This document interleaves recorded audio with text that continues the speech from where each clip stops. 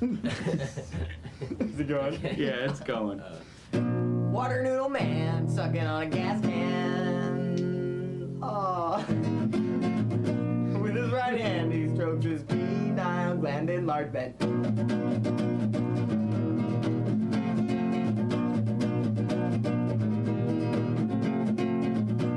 Water noodle sucking on a can. He's a can-sucking man. With his pipe in hand, he smokes his master plan. We like to watch him snap and twitch. Lake Michigan on his desk when he drools. Sing class, yeah. Big off of my water noodle baby. Step up off of my water noodle baby. His dad lays him on his back, whereupon he tokes his crack. He used to have a job till he wrote on that box at McDonald's. Why did he do that? Thinks he has a pimped out ride, but it's a piece of shit. Who drives a 1973 Dodge Dart anyway? Okay. Anyway. Best up off of my water noodle baby. I get up off of my water noodle baby. Water noodle, high all the time. A water noodle, High all the time. scoring a dime. Scoring a dime. A water noodle. Water noodle.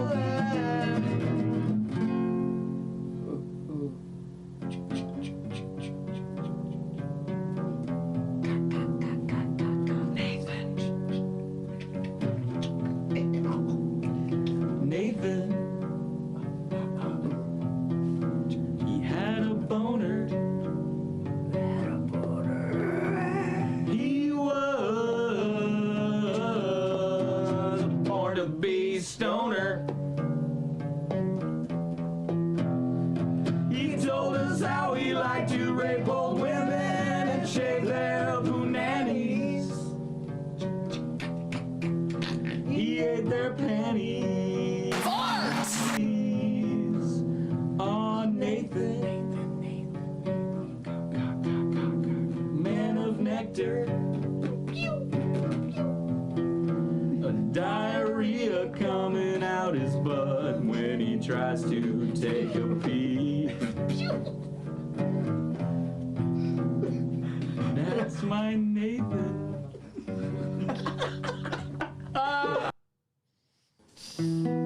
What the fuck is wrong with us? What the fuck was wrong with us, Apple Nasty Boys? Hello, everybody. How's it going? Guten Tag. 'Tis I, deinen favoriten Streamen. What the fuck am I doing? Can I keep that going? 'Tis me, Gunther, deinen favoriten Streamen, Hagen.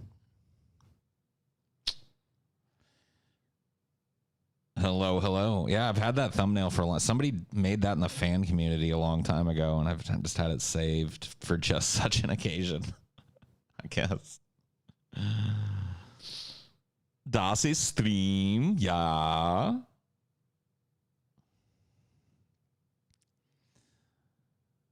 Das ist Stream. Da.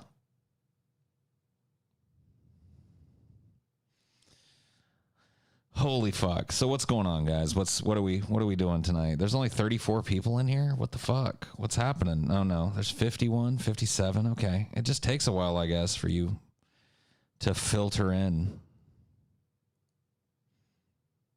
You're sore? I don't care. I'm sorry. That's mean. I shouldn't have said that. I shouldn't have said that. Waiting for Spider-Man to finish downloading. Yeah. I don't know what to do. Should I start these and like put a timer? You know, like 10 minutes? Maybe I should start scheduling these. No, that wouldn't make any sense. That wouldn't make any sense. That wouldn't allow me to do shit.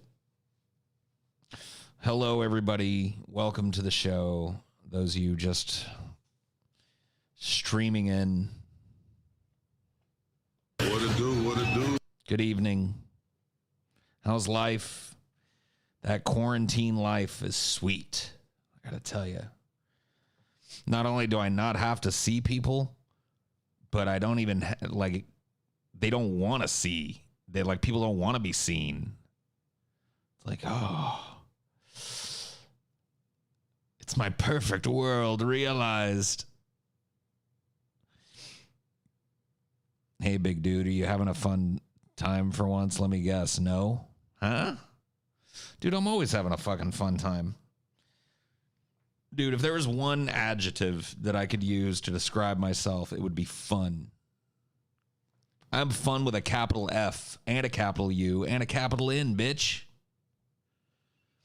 I'm fun as fuck. I'm a fun guy.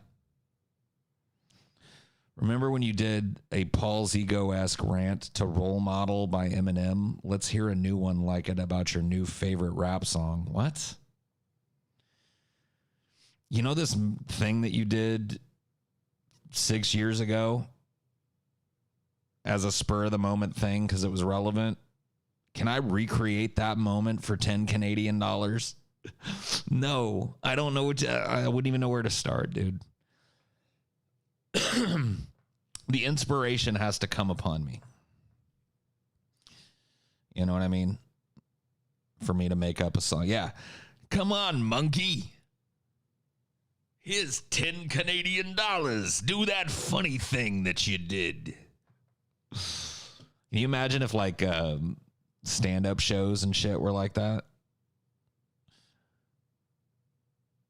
Like, the guy came out, started doing his set or whatever, and then people were like, throw money up there and just be like, tell that one joke. Tell that joke about your big fat grandma. The punchline is, and then her pussy smelled like fish. Tell that one. You know what I mean? It's like,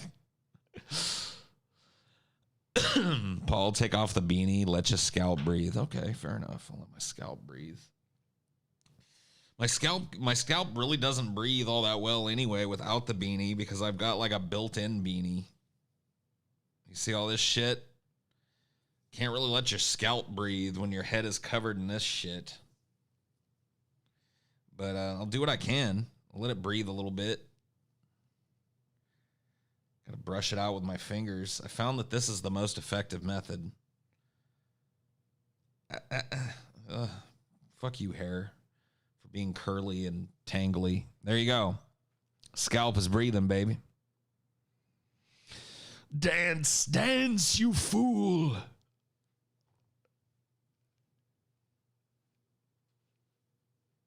There you go. I did it. I did it.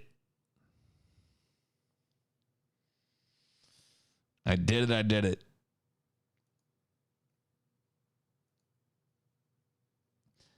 Dude, what the fuck is the deal? Oh, I just keep getting these weird, like, fluctuating numbers of people that are actually here tonight. I usually don't look at it. Why am I looking at it now? There. I know eventually, like, over 100 people usually show up to these, at least. There's like 50 of you here. Stupid fucking YouTube. People are dying of COVID midstream, yeah. Do you think free will is an illusion? I do. Yeah. Yeah, I think free will is an illusion.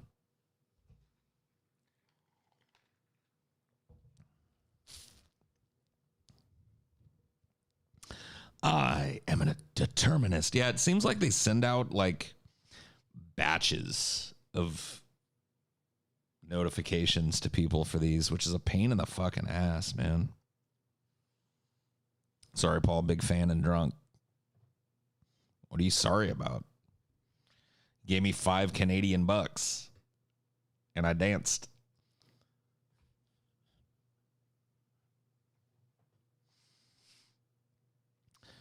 Have you ever had a package stolen off your porch? I don't think so, no. YouTube is terrible with stream notifications. Yes, it is. This I know for a fact.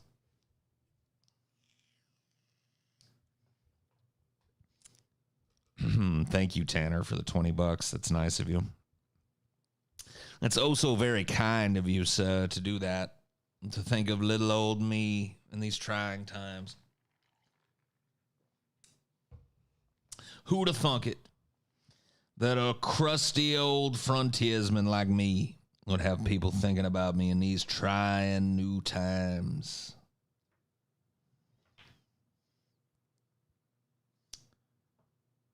Sometimes I only get notified an hour into stream. Oh, I've heard, dude. I've heard. Like, the amount of people in these varies between like 150 and 300. And I have a feeling that most of those people would be in the stream immediately if YouTube just sent everybody fucking notifications. But whatever. I guess most of you probably haven't hit the bell. I'm supposed to tell you guys to do that, but you know, if you're getting these late ass notifications or none at all, hit the bell or whatever the fuck that thing is up there. Ding! Like my little graphic. Ding! Hit the bell. Ding! It's fucking lame. So fucking lame. Normally it's like 250 plus. Well, that shows you, like, usually I don't bother watching like the number. So I've got it up in front of me tonight for some reason, and I really don't think I need it. I'm going to move this over here. Fuck it. Because, yeah, 90% of the time I don't pay attention. And tonight I was like, why are there only 30 people here? Oh, well. That thumbnail scared the shit out of you. Man. You don't want to start that again. You don't want me to really scare you. You don't want me to really tell a scary story, dude. Because you're not prepared. Nobody is prepared.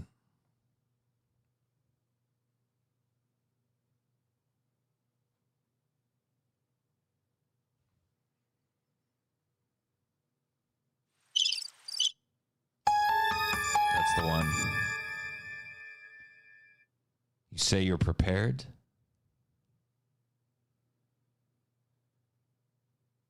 You fool. You stupid, poor, simple fool.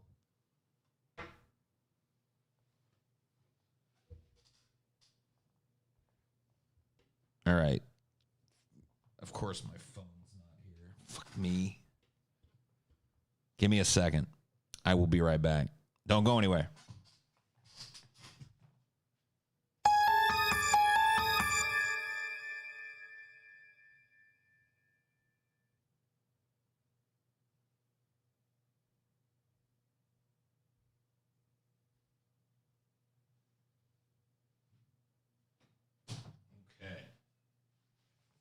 All right. There we go. You simple, simple, simple fools. You think you can handle being scared. And I'm here to tell you that you're wrong. You see, the other night when I was telling scary stories, I was holding back. Quite frankly, I don't even really consider those to be all that scary. But you've reaped the whirlwind with your hubris.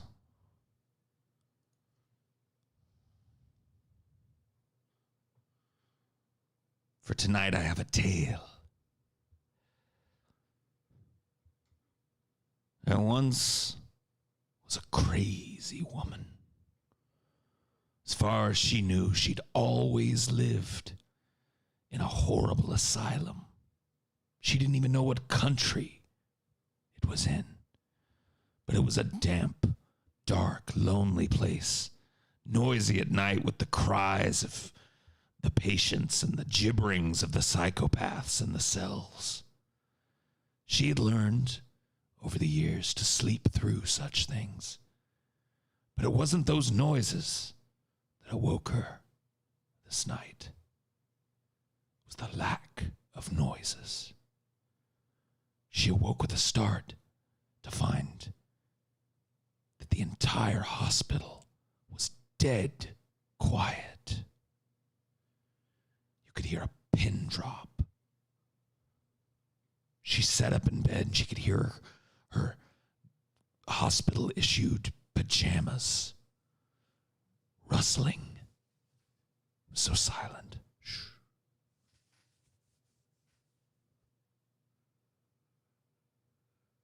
She crept over to the door and looked through the porthole. She saw all the lights out in the hallways completely empty. She stared for a long time into that darkness, into the deep, deep darkness of it all, and found herself feeling more alone than she'd ever felt in her entire life.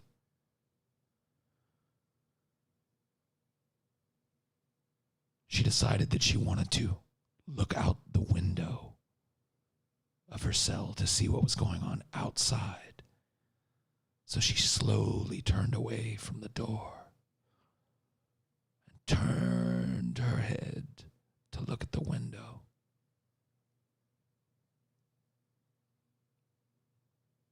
And a skeleton popped out.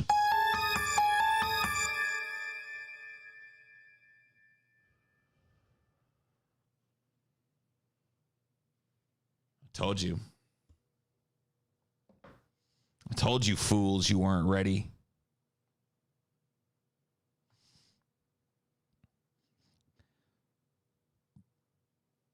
I told you simple fools that you were not ready.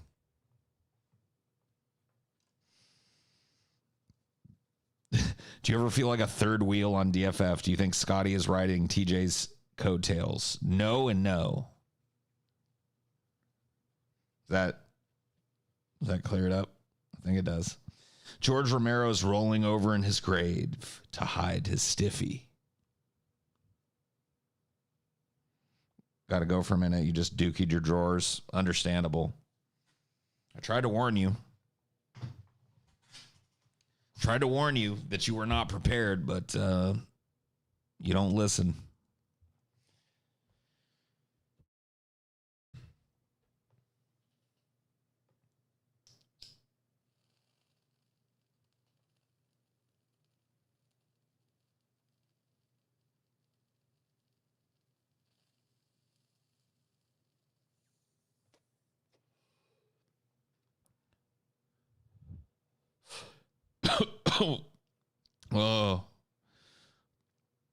Oh, pardon me. Why do I scare you so? It is only because I care for you that I scare for you. Now me breeches are wet and brown, and I'm the laughing stock of me little town. All because I listened to a story.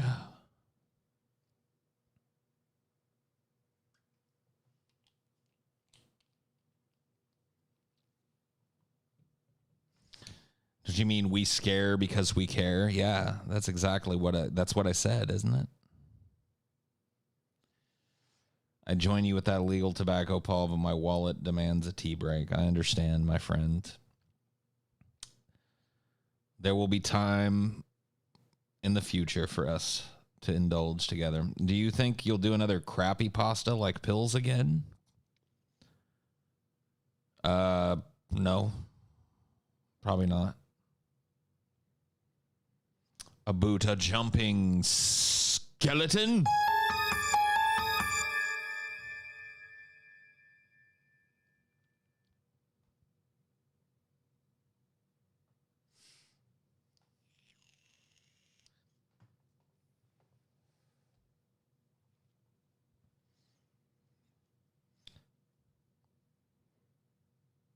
Yes, you heard me right. A skeleton.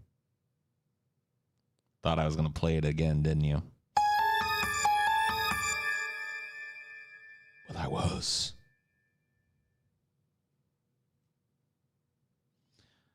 Would people get in trouble if they started posting the skeleton copy paste?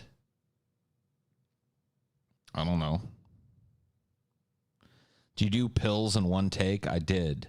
I actually did pills in one take. That was a long creepypasta. I think it was like 2.5 hours long. I did it in one take, and only having read the first act, because I felt like it would be better if I was kind of, as I was doing the reading, learning what happened, so that you know what I mean. I don't know, but yeah, that was pretty crazy.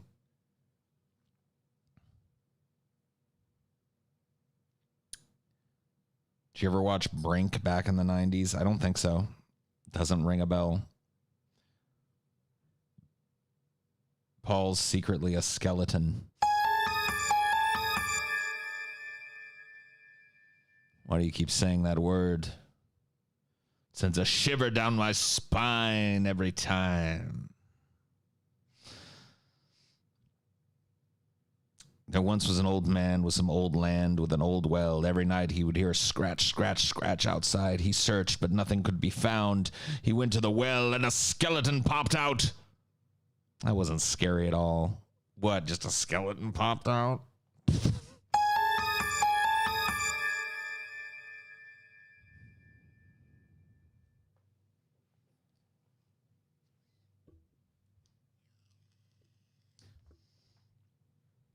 What is your favorite Kurt Russell movie? That's tough. Gotta think about that. Probably Tombstone off the top. Probably Tombstone off the top. I like Tombstone a little better than I like The Thing.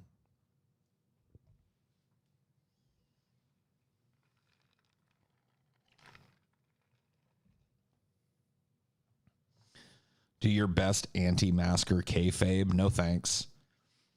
No, I don't. I like at this point in time, I don't want anybody to be able to clip up something that I said and release it and use it as disinformation and shit. I won't even kayfabe a fucking anti-masker.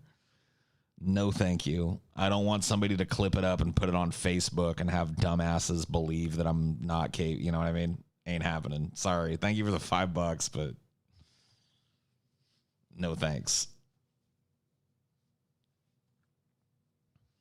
Paul, what's wrong with piss? Nothing.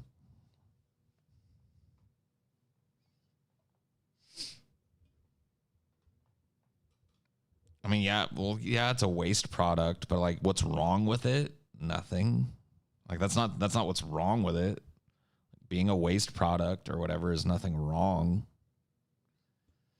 Rip Investigamer. Did Investigamer croak? Is that true? Paul is all of a sudden the face of the anti-mask movement on Facebook. I know. I don't know who this guy is, but damn, does he speak truth. Prayer hands, prayer hands, prayer hands, prayer hands. 100, 100, 100. I'm just like, no.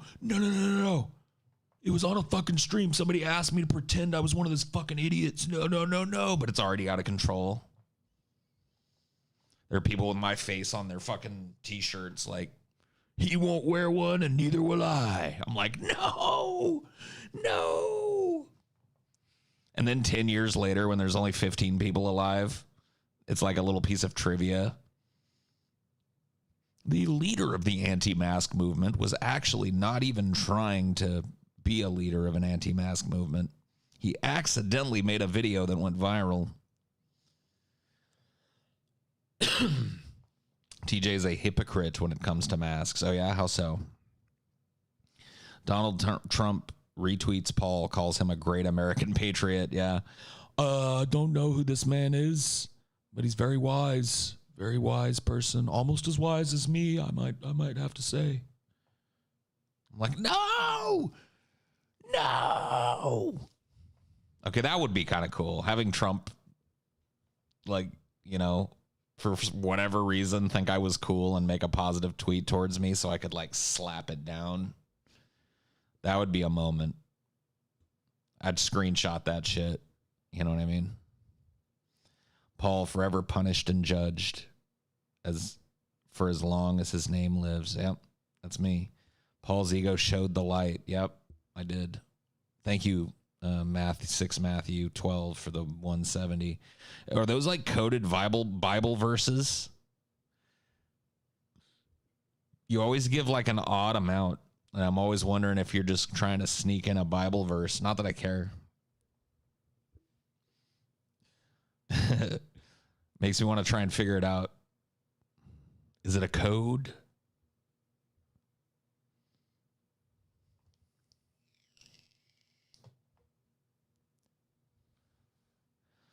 I've been seeing some masks out there with a solid layer of plastic in place of a filter, and those crappy masks could be the reason people are claiming to have trouble breathing.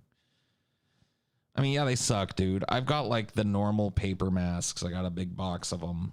When I have to go out, I put one on, and they suck to wear. Like, I don't think anybody's arguing that like wearing those fucking things is comfortable or whatever, but I mean, what the fuck?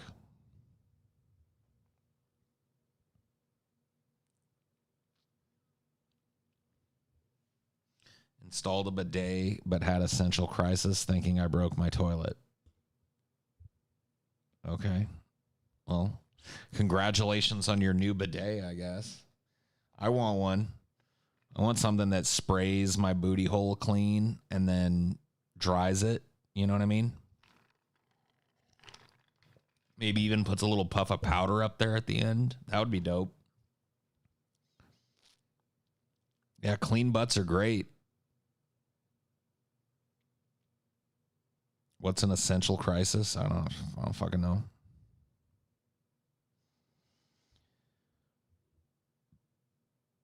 A dude wore 6 face masks and his blood O2 levels were still 99%. The idea that these make you suffocate is disingenuous and just outright wrong. No shit. Like, no shit. People wear them all fucking day. There are fucking doctors that wear face masks just like a lot of people are wearing in fucking public now for fucking 16 straight hours as they operate on a patient. You're telling me you can't put one on to go to Walmart, you big fat bitch? Like, come on, dude. Suck it up. When did America become such a bunch of pussies? Like, oh, I can't wear this face mask. I can't do it. I can't breathe. I feel like my oxygen ain't getting through. It's like, you bunch of fucking whining fucking pussies. Just put on the mask. Shut up about it already. Quit acting like you're some fucking revolutionary running around spreading around a fucking deadly disease, you dumb fuck. Like, that's what makes it the worst of all. They're not just defiant, but they actually think they're doing something good. Like, they've convinced themselves they're some kind of rebels. And they're just dropping like flies, like Louis Gohmert, Mr. I won't wear a mask. Fucking look who just came down with COVID. Louis fucking Gohmert. I ain't gonna wear no mask. And now everybody that works with Louis Gohmert up on fucking Capitol Hill in Washington gets to worry about whether or not they have fucking COVID because his dumbass sprayed them over the last fucking 2-3 weeks while he had it, probably. And that's what it takes for these dumb fucks. It's like all these anti-mask fucks, all these anti-vax fucks, like all it takes is for one of their kids to get rubella and sit there and suffer and die from it. And then they go, oh my God, there was a shot I could have get. Oh, why didn't I do that? And then their minds are changed. Or their mom's got to get COVID, or their wife or one of their kids have got to get COVID because they were stupid and didn't wear a mask. Then their mind changes. You know what I mean? The tragedy's got to hit home for some people. And if it doesn't, they don't, because they couldn't give a fuck less about you. Wearing a mask is not about protecting yourself. It's about protecting other people from you. It's about like a social contract. It's about me saying like, hey, I'm not going to bring my exposure to you, and you're doing the same. Thank you. You know what I mean? And they act like it's some fascist shit. It's like, what?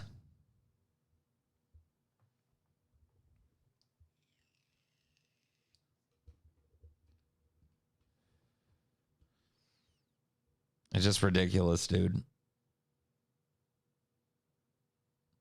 Exactly like smoking harms other people, which is why I don't fucking smoke in people's faces unless I'm in a place where everybody else is fucking smoking. You know what I mean? Like I've never been one of those people that like lights up everywhere I fucking go, like in the middle of a crowd of people. You know, I go find a place that's out away from people and I go do my cancer stick on my own. You know what I mean?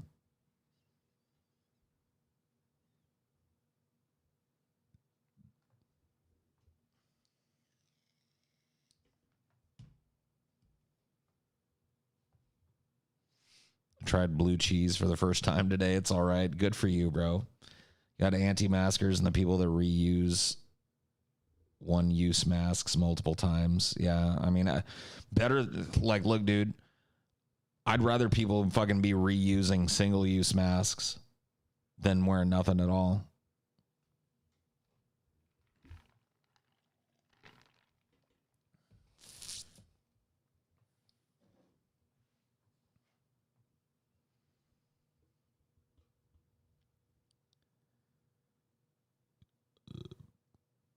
Blue cheese is a sin against humanity. Get over it. Quit being such a bitch. I come from a generation of warriors. My granddad fought in World War II. My dad fought in Nam. And as for me, I refuse to wear a mask. Yeah, man. What a stand. What a patriot. What a goddamn motherfucking patriot you are. Blue cheese has blue mold on it. Yeah, that's what makes it all tangy. You know, mushrooms are mold too, don't you? Better stop eating those, right? Well, they're fungus. Quit cheering at me.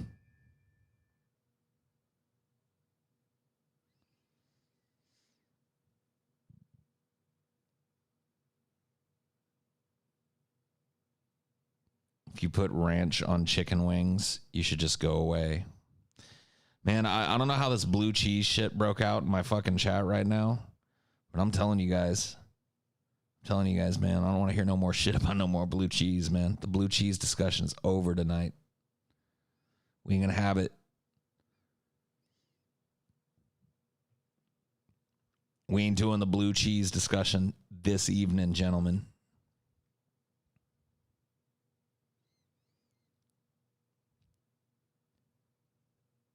Number one, people touch their face more. Number two, they don't wear the things properly. Number three, they think they're safe, so they don't social distance. Number four, they refuse to wear them, which is worse than not using one at all. They reuse them, which is worse than not. Oh, director, of course you've got an edgy opinion about this. Yeah, masks bad. All right. Once again, dude, director will be one of those dudes that comes down with the fucking COVID and then goes like, oh man, I should have worn a mask.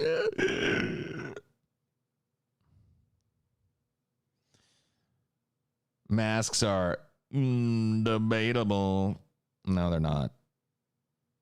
Masks are necessary, as is social distancing, in order to flatten the curve. Places that have instituted like mandatory mask orders and stay-at-home orders have seen their fucking cases drop dramatically. Places that have eschewed such things have seen their cases skyrocket. Like, what do I need to do? Slap you in the face with a big wet dick with COVID-19 tattooed down the side of it for you to get it through your dumb fucking numbskull? Masks are not debatable, dumb shit. Director, you fucking stupid fuck that always has a stupid fuck opinion.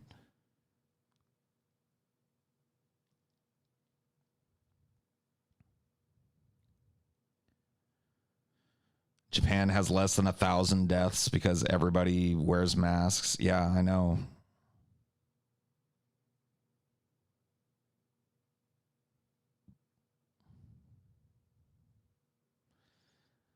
He says these things to piss me off. Yeah, but he's making these stupid anti-masker arguments. He's in here fucking making the anti-masker fucking bullshit argument. So it doesn't matter if he's trolling. Don't you understand?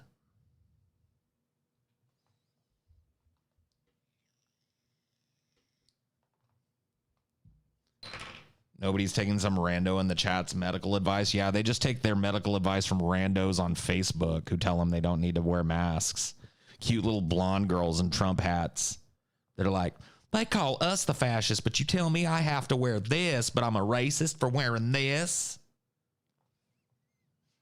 10,000 likes, 128,000 shares.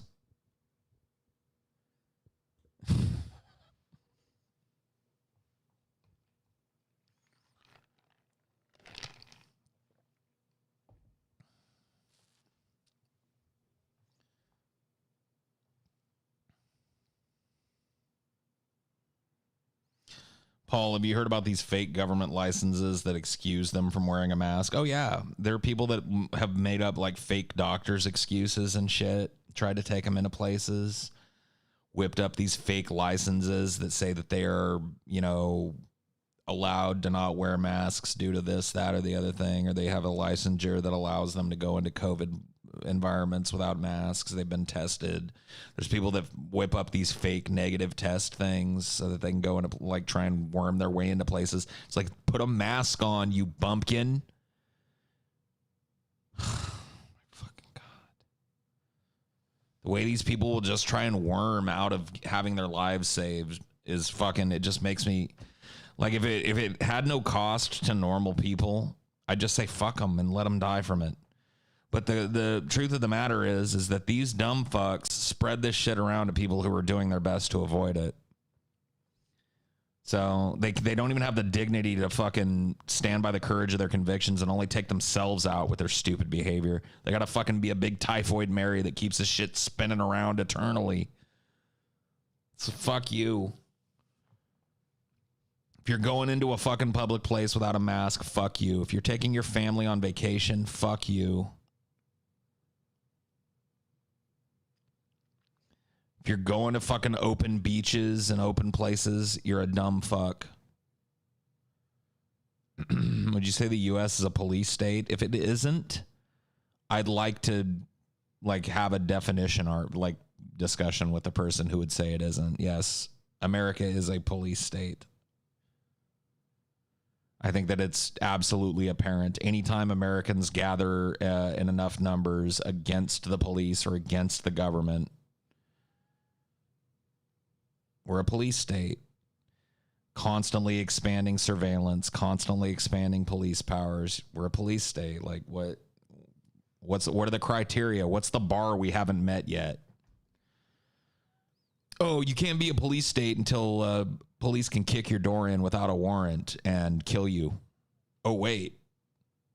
Oh, you can't be a police state until cops are literally shooting people in the back as they're running away and they're unarmed. Oh, wait. Well, you can't be a police state until cops show up in riot gear and start beating people who are peaceably assembling. Oh, wait. Like what? Where's the bar?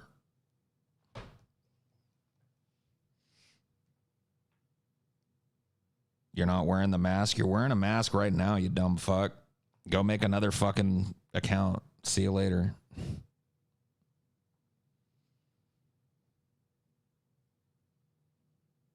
See ya. Man, I was quick on the draw on that shit. that dude didn't even get a fucking person chatting below him before he was banned. Whoosh. That's why I'm the council and not a specter. You know what I mean? Quick on the draw, baby.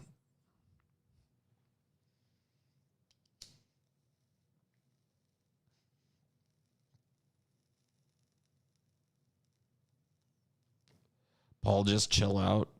Dude, why don't you fucking chill out, bro? I'm chill. I'm cool as a cucumber, baby. Why don't you chill the fuck out? There you go. Chill forever. The asbestos fingers is not having it.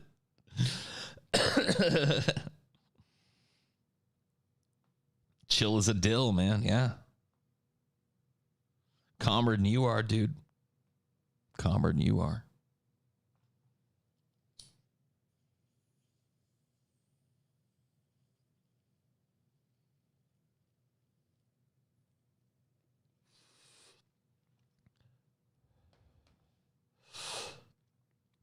I'm tickled as a pickle. Paul, assuming the U.S. economy is collapsing, where should one invest? Invest in stretching every day, okay? What you're going to want to do is you're going to want to bend over at the waist, okay? And the idea is you're getting your head further and further down and back. You're going to want to do these stretches every day and invest your time and energy into getting to the point where you can kiss your own ass goodbye. There's nothing you can invest in.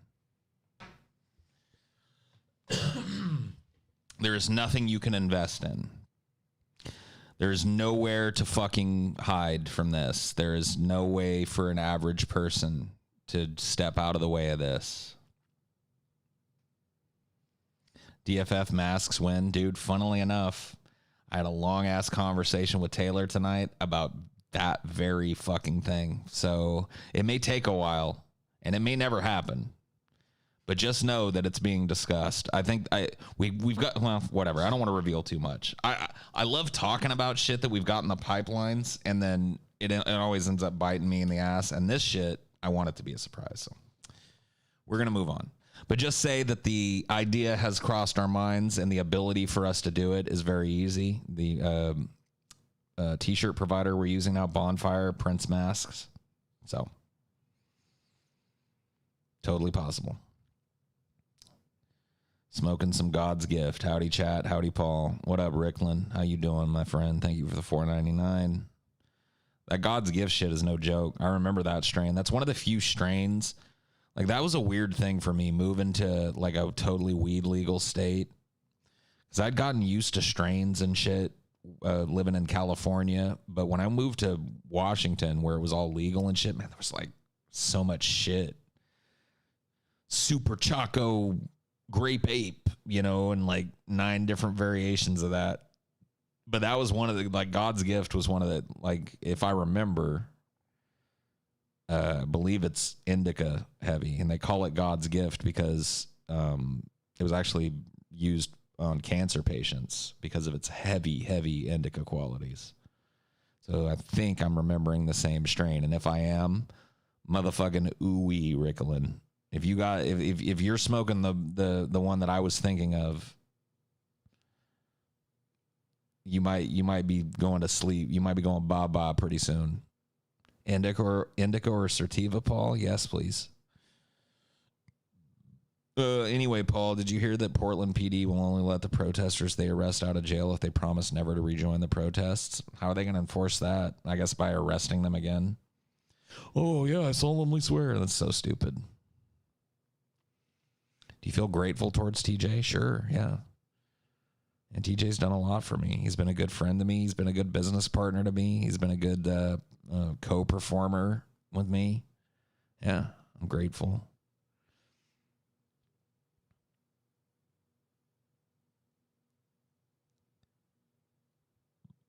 Whoa. Man, dude, I got to get a wired connection in here. That's just all there is to it.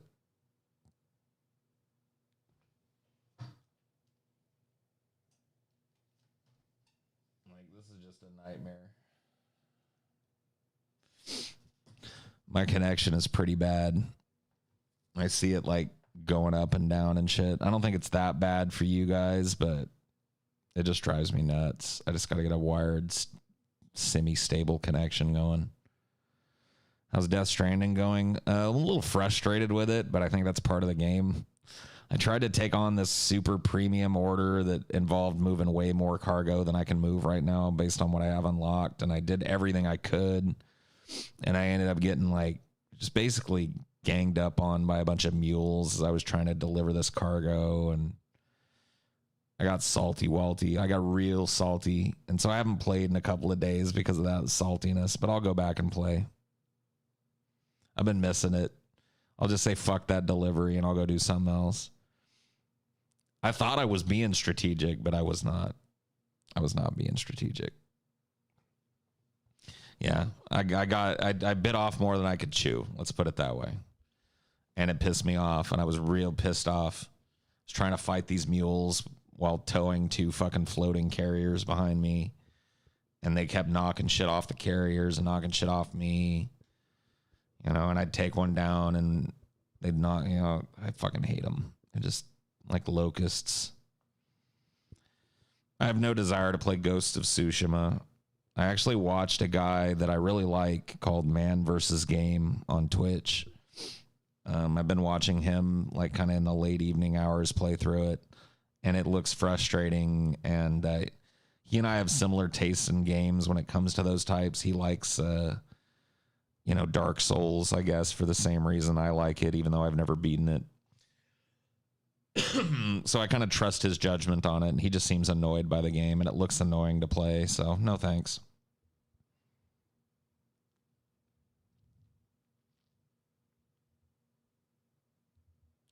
Would you ever make out with TJ? I already did. We did it on a stream back in the DP days. It's been done. Paul, my ducklings hatched, and they're being raised in my room. And I've had Highdeology on throughout all of it. The ducks would like you because they recognize your voice. Strange to think about. That is that, yeah. Dude, if I met your ducks, they would be chill with me. Your ducks would love me. They would think I was their daddy or their god or something. That'd be pretty cool. Have like a little army of ducks. Whack, whack, whack. Whack, whack, whack. Whack, whack, whack. Maybe I should start talking to them. Whack, whack. Hello, my little duck friends. Whack, whack, whack, whack.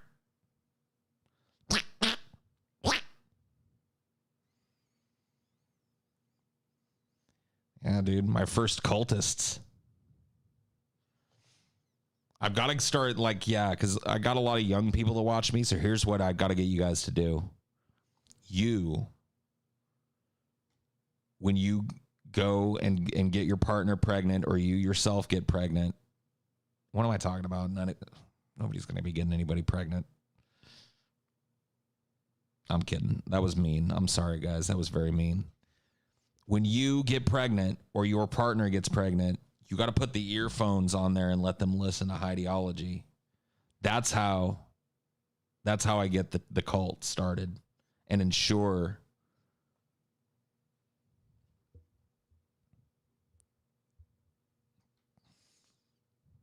I'm appalled. I took it back. I pretended it was a joke, all right? Come on, cut me some slack.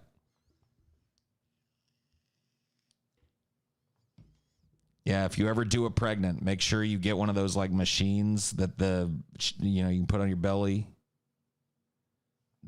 Let the kid listen to music, but put Highdeology on there. Yeah, for sure.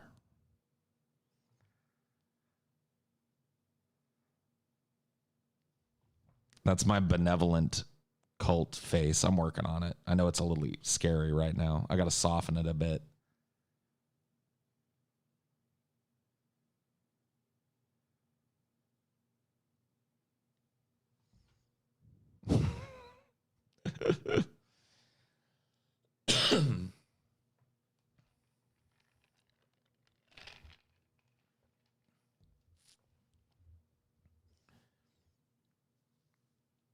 My benevolent cult face needs work, but hey, I got time.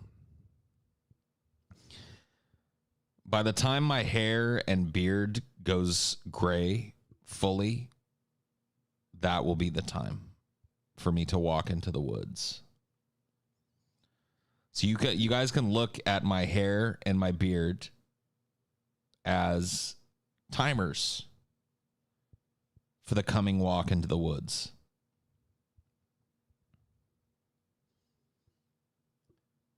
What if your girlfriend was pregnant and a skeleton popped out?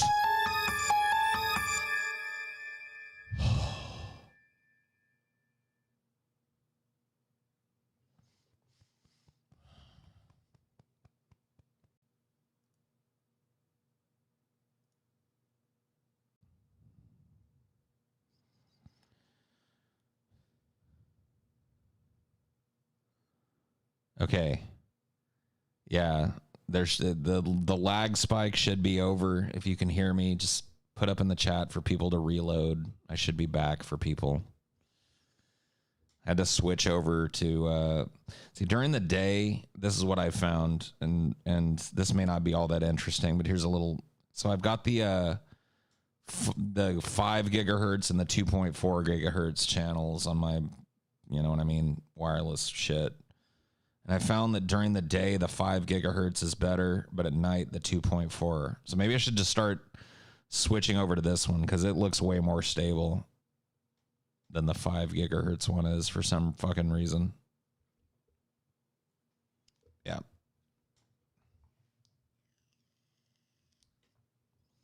No, it was definitely me. That was me. That one was all me.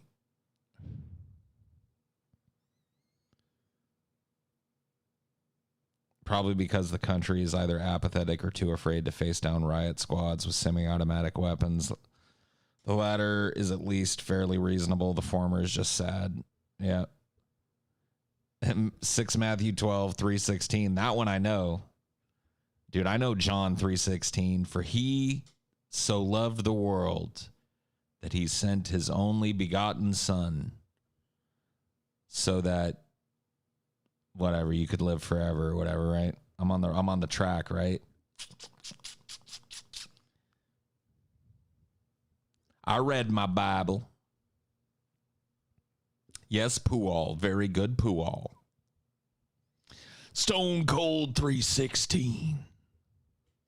And that's the bottom line because Stone Cold said so.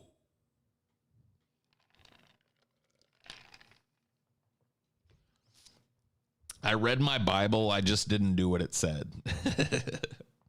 Thank goodness.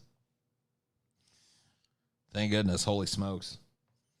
But yeah, no, I'm a rare person. I found out I have read the Bible cover to cover twice.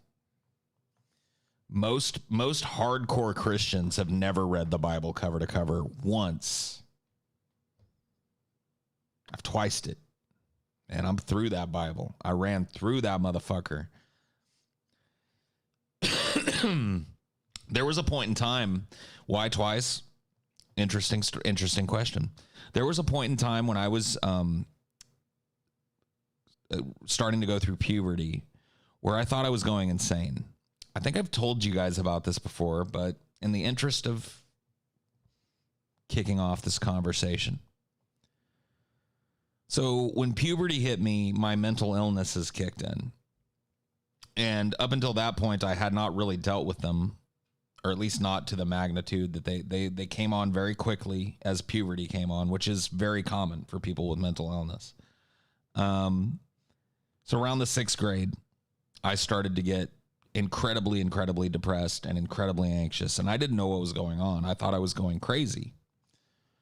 So let me tell you guys something that would happen. I lived half time with my folks at this point. My dad had a house in Fresno. My mom had a place in Madera.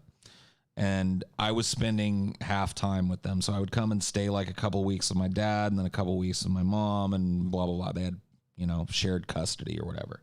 Well, actually, they had a custody agreement that allowed the children to decide where they wanted to live. And that's what we were doing at that time, which was cool, by the way.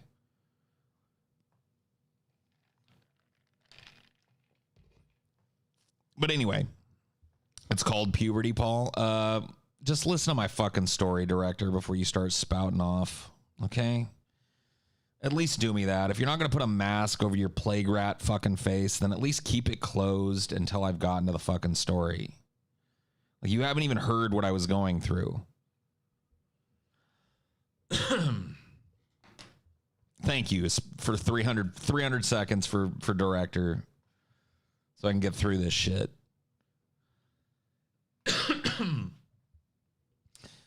Now watch the majority of people who protested police brutality vote for Kamala Harris for their VP. Whoa, the dystopia we have created. No shit, dude.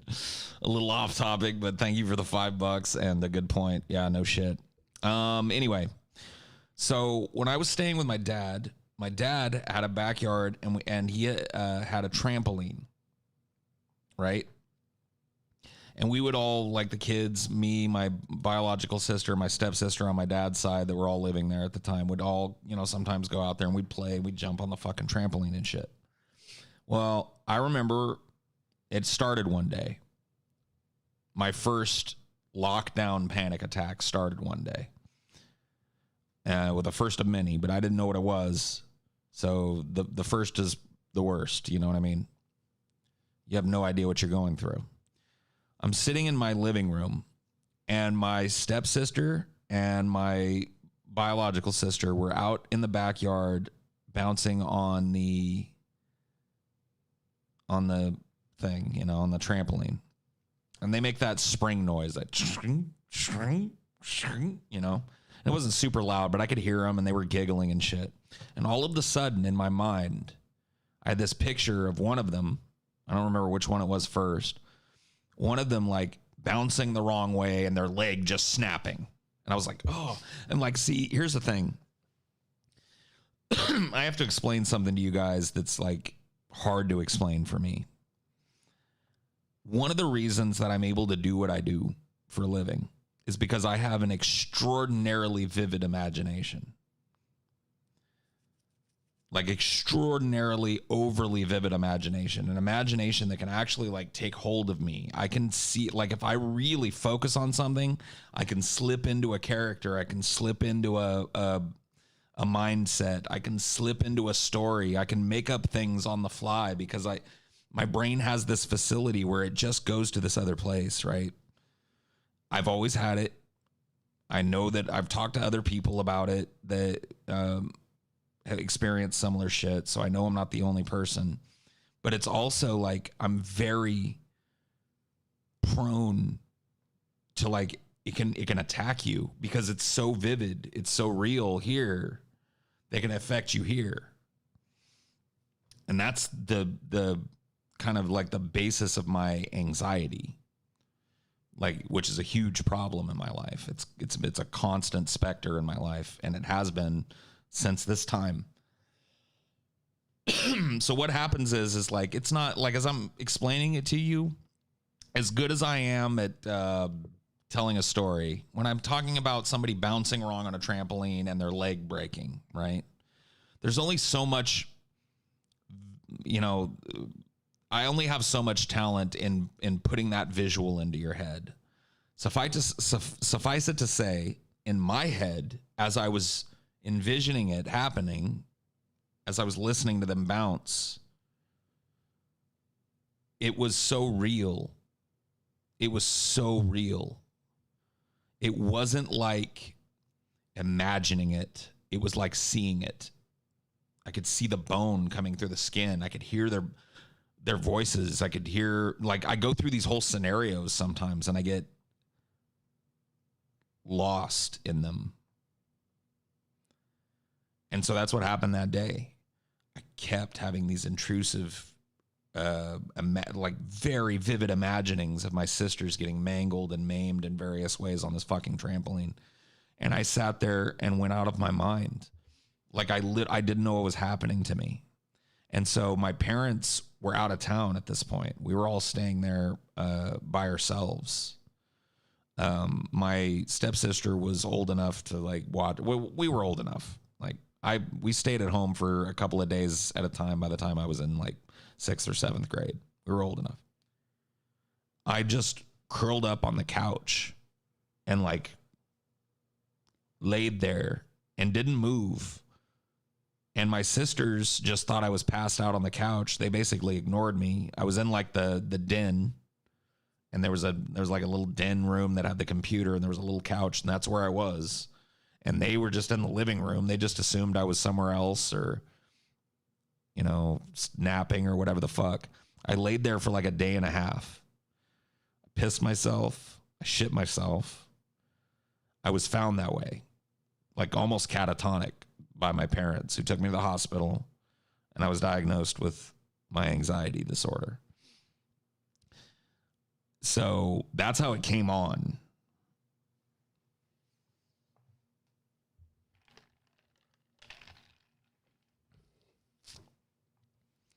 Like, that's how it came on. And those types of things kept happening to me throughout my teen years, exacerbated by, you know, all the hormonal shit that happens during puberty. And so I had to learn to deal with that type of shit. And I thought I was fucking crazy for the longest time. Like pretty much all through my teen years, I was worried that I was some kind of fucking psychopath and shit because of the things I would like.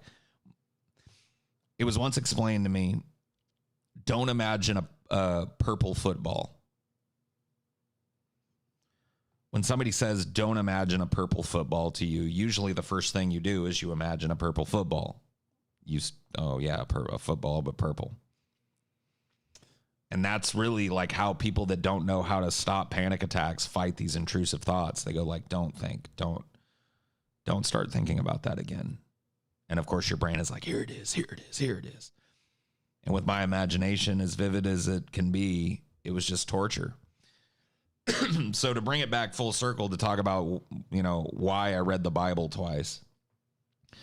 When I was in the late 6th grade going into 7th grade, tried my hand at Christianity. Like, I was raised a Christian, but not like a super church going one. And so I was like, I got to find some answers to this. Like, I got to try and, you know. And so I started reading the Bible. Read the whole motherfucker. My stepdad used to be kind of a Christian guy, and he had these tapes that I asked him for, these audio tapes of this evangelist guy. I guess he was a televangelist or a radio evangelist, but he would do these revival meetings or whatever, and I would put those fucking tapes on and listen all night. I'd fall asleep to them. I'd wake up to them. Like, I went hardcore for, I don't know, 5 or 6 months into the Christian shit. And during that time, I read the Bible twice and listened to that 24 hours of revival or whatever the fuck it was, probably 100 times. No, that was like end of 6th grade, going into 7th grade, like middle school era. But did you do what it say? I tried. But the shit had, like, there's no answers in the fucking Bible or prayer for, you know, anxiety disorders and depressive disorders and shit.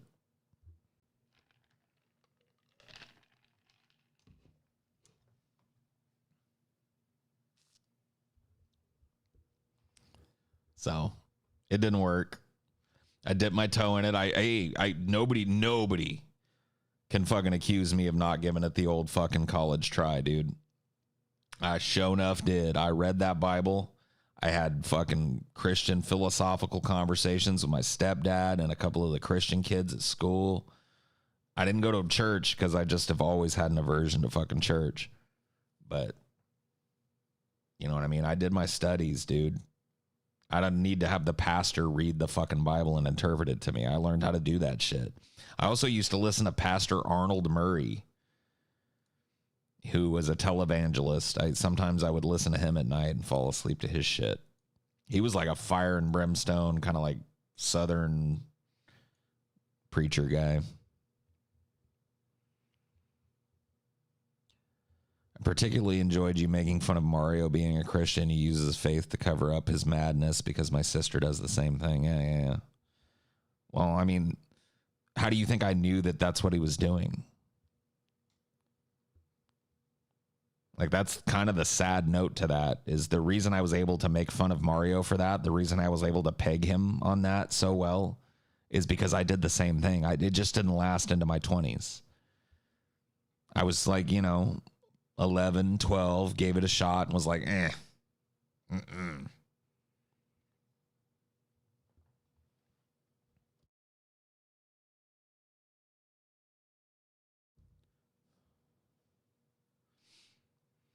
I was forced to go to church till I was in the 7th grade, and it never even occurred to me to believe in God. I just sort of endured it till I got to go home and play video games. And good on you, buddy. Yeah, I went to church. Like, my family would go to church on, like, odd occasions, like big occasions. Like, I remember we'd do, like, a thing for Easter. Sometimes we'd go to like an Easter church thing. Around Christmas time, we might go and do something there. But like we were not like weekly or even monthly churchgoers, you know. So I really hated it. And I told my mom that, like I told her that at one point as a kid. I was like, Mom, I don't want to go to church anymore. And she's like, okay. You don't have to. I was like, cool. I did what the Bible say. I sold my sister into slavery. Damn. A hardcore believer.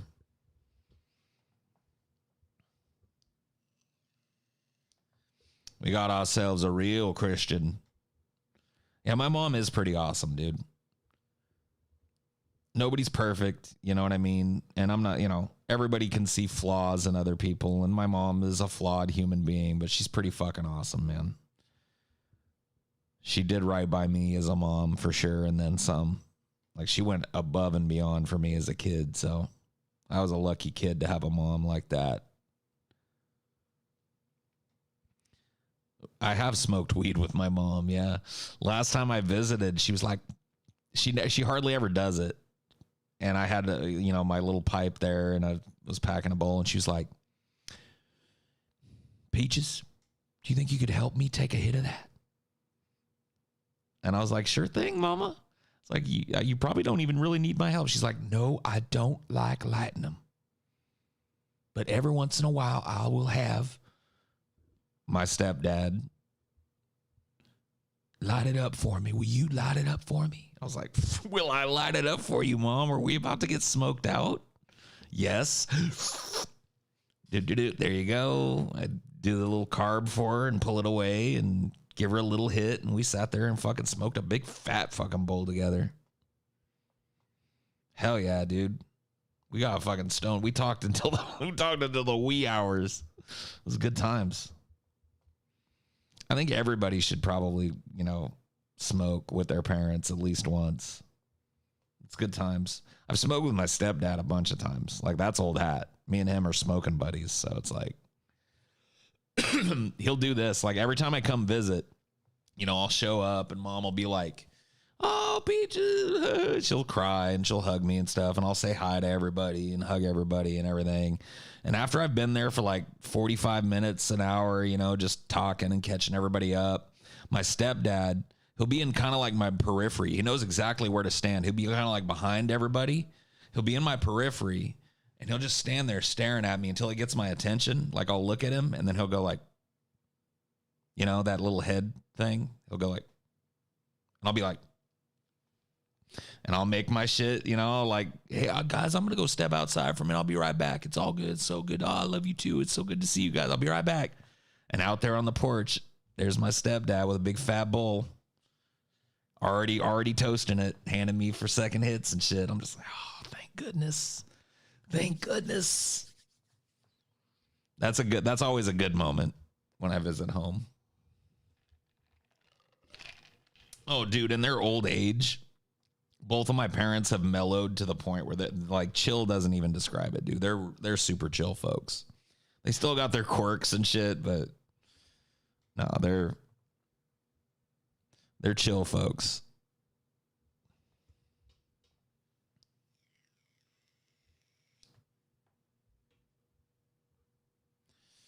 My grandma called me Sweet Pea. Rip. How'd you get your nickname of Peaches?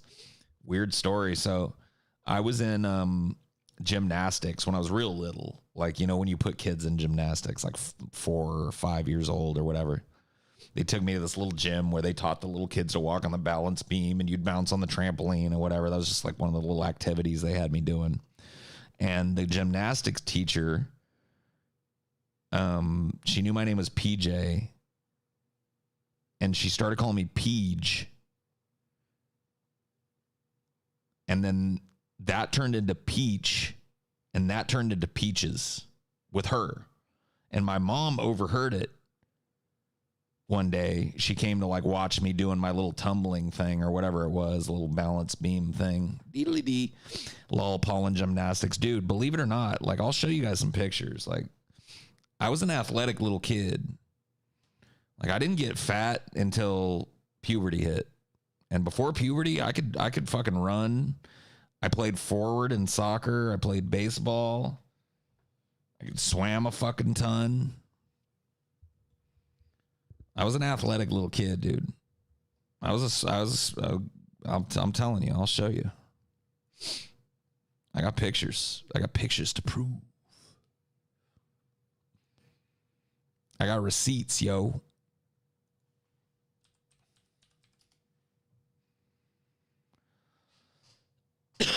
Brat Pitt.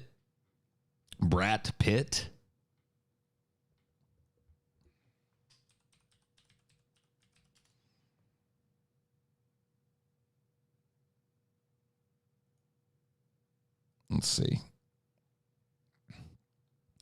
Like, yeah, dude. You look at pictures of me as a little kid. I've got a few of them here.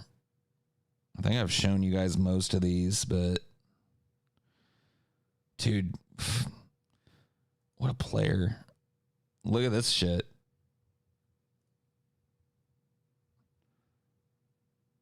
This was, I say it here, this was a Valentine's Day dance. I got asked by 2 girls and I said yes to both of them, so I took 2 dates. And that's a true story. So, you know, here's a receipt that I was a baby beauty pageant royalty. I was Mr. Petite, California. I think this is 1983. I think it was about 3 years old here. Baby beauty pageant royalty.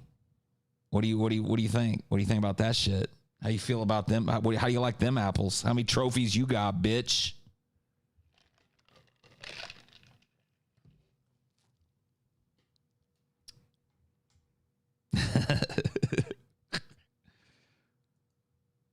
Weird how it's black and white. It's a newspaper clipping.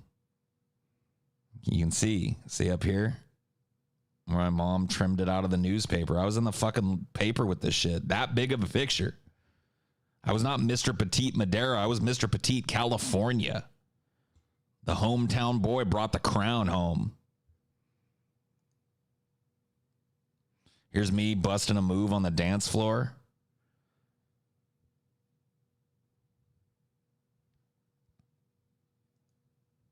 You know what I mean?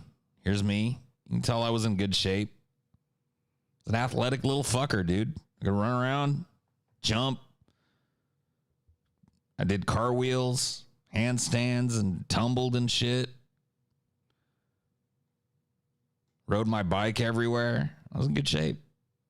And then, you know, whenever puberty happened. And then I turned into this. What do you want me to do?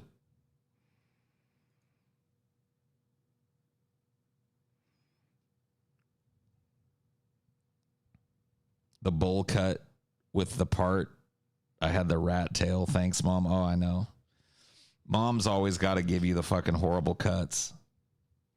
Brutal? Well, it's brutal. I mean, what is it? Oh, what I turned into? I guess so, yeah. What are you going to do? You got to play with the hand you're dealt. You know what I mean? Sometimes cute as a kid does not end up being cute as an adult. What are you going to do?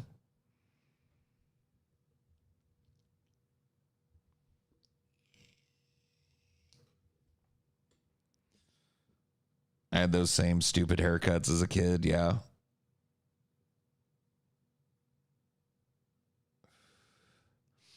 I wish I wasn't so depressed all my young life. I actually had more photos taken. My memory is so horrible and the past fades for me.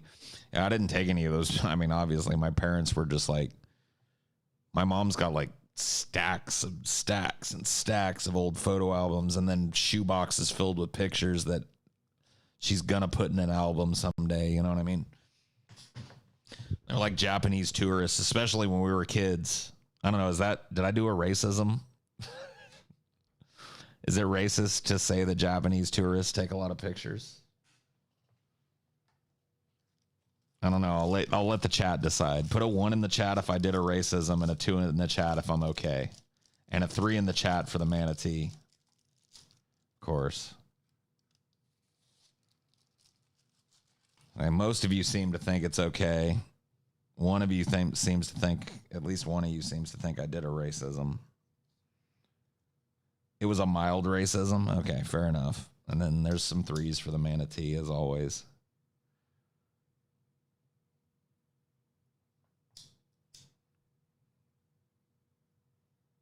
It was stereotypy, right? Which makes it problematic, or what? Makes it kind of like borderline racist because it like it invokes the stereotype from the movies of like, oh, me takey picture, chicka chicka chicka, you know, a microaggression, right? Right, got it.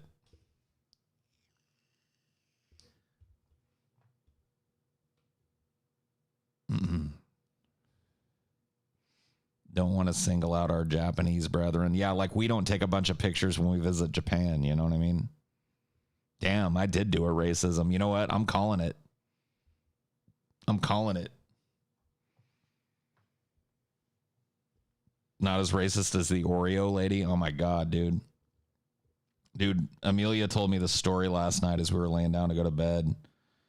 Her mom got divorced from her dad and remarried to a black guy, and they have 2 daughters together, mixed race daughters, and they were at Disney World, and apparently they were sitting on a bench just like chilling, right?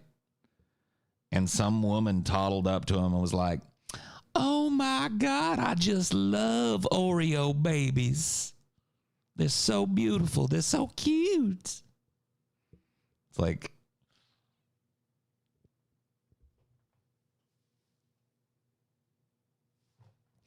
yikes. And this was not that long ago. Her sisters are still young, so it couldn't have been more than, 5 or 6 years ago, max.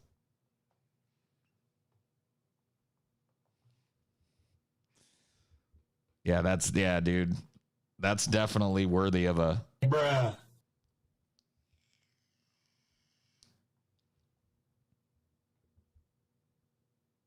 Mulatto. That's kind of a like a bruh word in general, isn't it? I mean, I guess that's a technical term, but I don't really think that. Was it malicious? Probably not, but neither was me going like, my mom was a Japanese tourist. She took so many pictures of me. I wasn't like trying to like poop on the Japanese, but I was implying that they were just like, oh, like they just run around taking pictures all the goddamn time.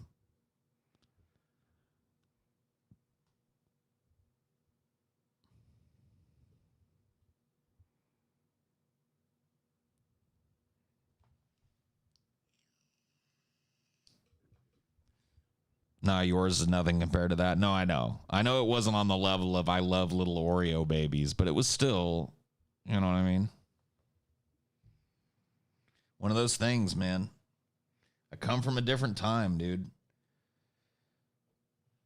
And, I could, like, this is something that I think, like, there's a certain segment of people that watch me that I probably catch shit from them about this because I try to be more careful about how I talk now. And I've never really like discussed why. So, because I don't even know if it's all that interesting of a discussion. But, there are reasons why I, am not so fast and free with some words and shit that I've used in the past. And,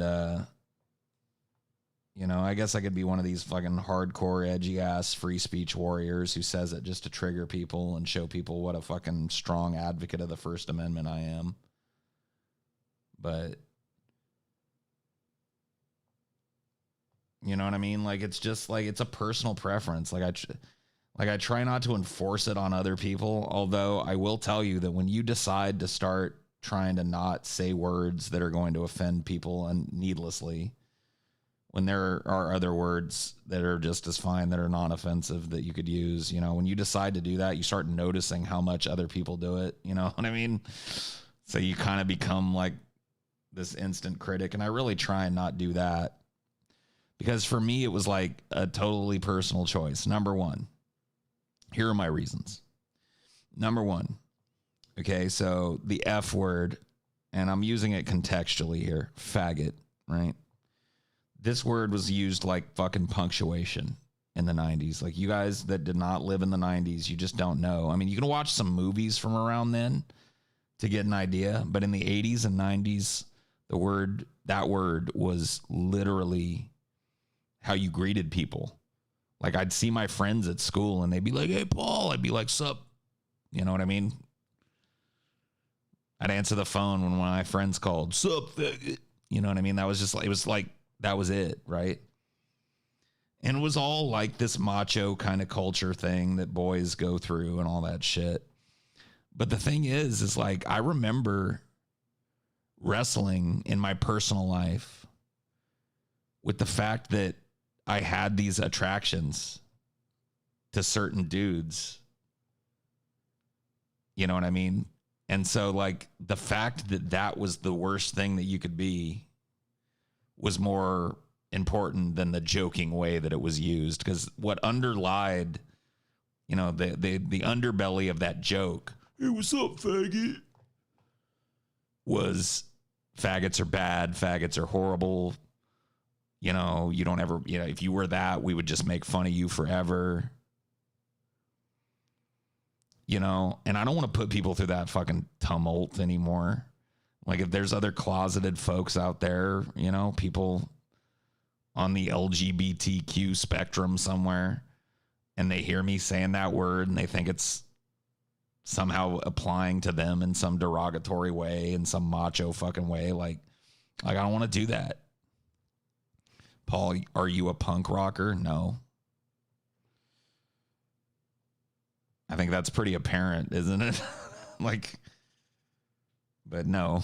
If you were wondering, no, I'm not. I mean, I don't want to pass, though. I don't like the word. Like, I don't like what it implies. I don't like how it's been used against people. And I don't want to be a person that says it, so I don't anymore. Like, I don't use it the way I used to. I said it contextually a bunch of times tonight, so it's not like I remove it from my lexicon. I'll use any word fucking contextually. But I'm just careful about when I have to do it. You know, I'm not fancy free with it like I used to be.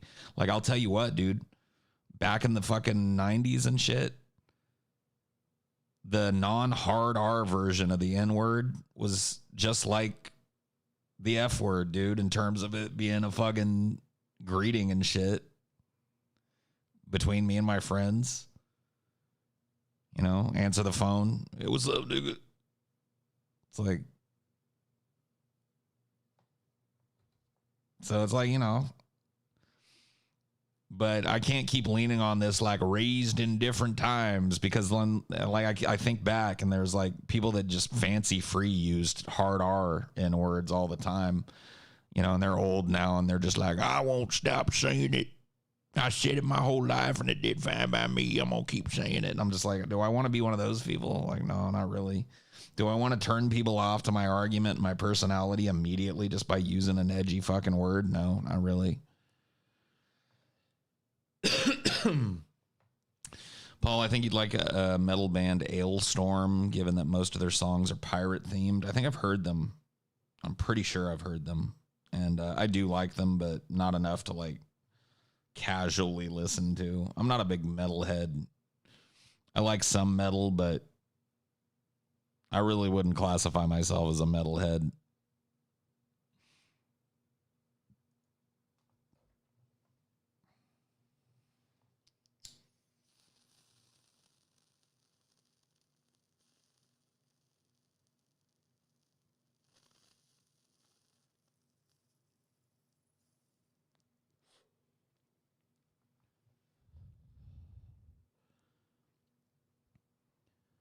Our male-centric culture removed a lot of the prejudice from these words in common parlance. It was a good thing? No.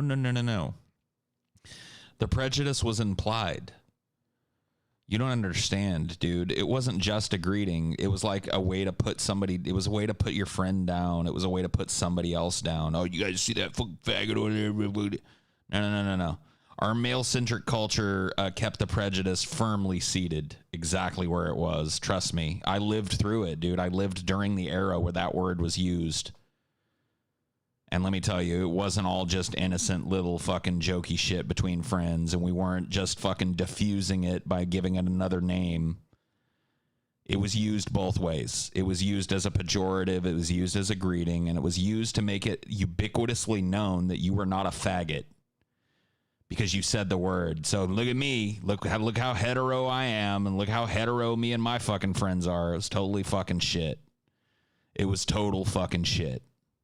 It was not nice. It was not a repurposing of the word. It was total fucking shit. And anybody that comes through here that says something like you just said is lying or completely ignorant of the context. I lived in those generations, dude. I lived in those generations. We did not fucking take the fangs out of that word. We did not bleed the fucking prejudice out of that word. We added to it. We made it a ubiquity in society. You just rewatched the song parodies you did of songs you did as Brett Keane back in the day, put to actual music. Great stuff. Yeah, that was a cool video. I remember that. Somebody did it like the manatee was like selling stuff or whatever. He was like selling an album. That was pretty funny. Girls said it also. Of course they did. And girls made fun of guys for being that way. If a guy was effeminate, girls would call him that just as quick as dudes would. Is Madera kind of racist? Madera's absolutely racist. There's not a lot of black folks in Madera. They're predominantly Hispanic white divide in Madera. Yeah, Madera's still hella racist. There's like, yeah, it will always be that way. You know, until the boomers die.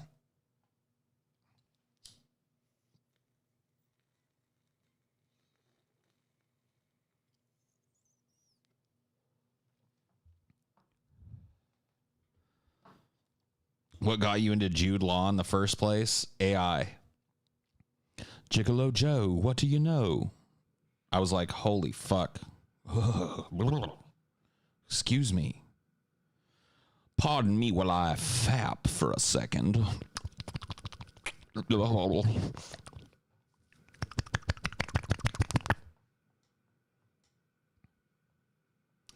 Can you do a push-up, Paul? Probably not. I don't really try it because being in that position is fucking murder on my back. I have not herniated anymore. I have bulging discs in my back, in my lower back, and I have upper back scoliosis. Being in that kind of like plank position that a push-up requires it's just like murder for me. So I don't know. Probably not. Maybe if I get in a little bit better shape, I'll be able to do some push-ups, but it's probably never going to be an exercise I do a ton of because my back is fucked. Just the truth. Post-pandemic deep fat fried in LA, please. I mean, if there is a post-pandemic, sure, man. Fair enough. We'll do it. Speaking of AI, have you seen Ex Machina? No, I've seen parts of it. I think I started watching it, but it wasn't the movie's fault. I just wasn't in the mood, and I've never gone back to it since. But I see it all the time as I'm mindlessly scrolling through Amazon Prime and shit. I've heard good things about it, so... Paul, is it possible to add captions to the new DFF vid? Possible to add captions? I mean, I don't know. Like, how do you do that? Like, do we have somebody to transcribe every word that's said in every fucking episode of shit that we do? No. Is that what's needed for that? Like, yeah, I think like you can there's an auto caption feature. It's not always perfect, but it works pretty good. And then people can submit captions. Yeah, but that, you know, I mean, you can see how easily that could be fucking trolled. What gives, Paul? Why were you not there for Abandoned Hope last night? There have been several Abandoned Hopes where it's just me and TJ. Like, we like to switch up the dynamic sometimes. We're a 3-man squad on DFF, but we each have a different dynamic when with one of the other guys. Me and Scotty have done some things together. Have a totally different dynamic that's pretty fun and cool than me and TJ. And TJ and Scotty, as brothers, have a dynamic that neither one of them has with me. So we like to rotate that shit around. Yeah, it's because I already abandoned hope. I don't need to go to abandon hope anymore. No. I mean, I'll be on abandoned hope in the future. It's like TJ comes on Highdeology. I know Scotty's expressed some interest in coming on a Highdeology one of these nights and chilling with us, so you guys will get it.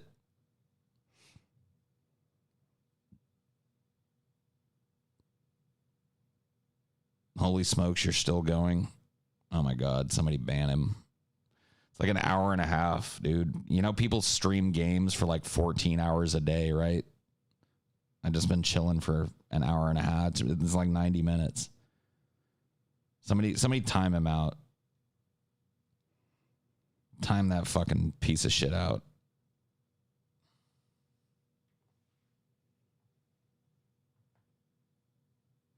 I hate those types of people. Holy shit. You stuck when I got left and I took a shit and I ate dinner and you're still here. It's like, shut up. Nobody cares what you did. It's like a covert way for people to say like, well, I got way less free time, or my time is worth way more than this guy's time. Can't believe he's still here. Shut up.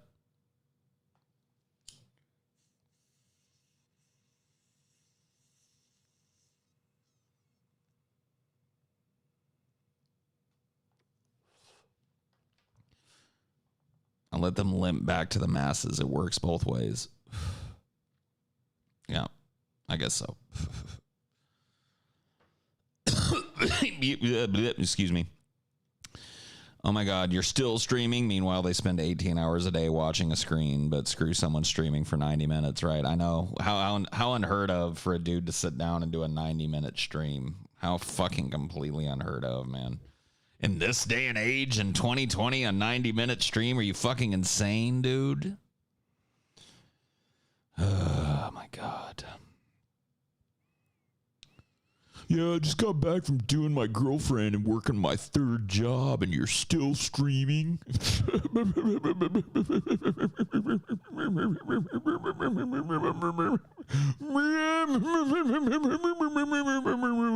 That's how I imagine people that post shit like that laugh. That's the laugh I hear in my head when people like that.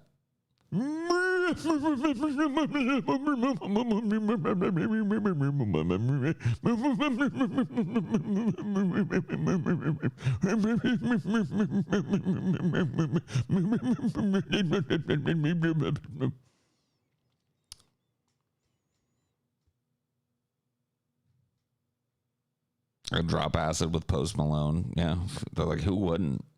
Anybody who would turn that opportunity down is not a person that I want to know in real life, dude. There may be some of you in stream, and that's great, but just know that if you wouldn't drop acid with Post Malone, me and you probably would not vibe. How high are you? To time out or to answer? To time out or to answer? To time out or to answer? To time. I'll answer. I'm at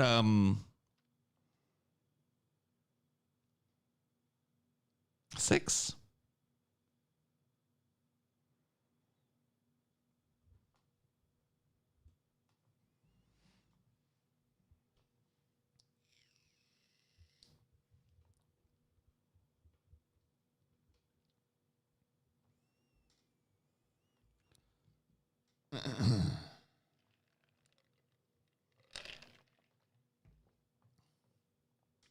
Is that a legal vape? Yes. This is just my don't smoke cigarettes Paul vape. Here's my proof. Look. This product contains nicotine. Nicotine is an addictive. Yeah. It's my legal vape. Well, I mean, it can be any kind of vape you need.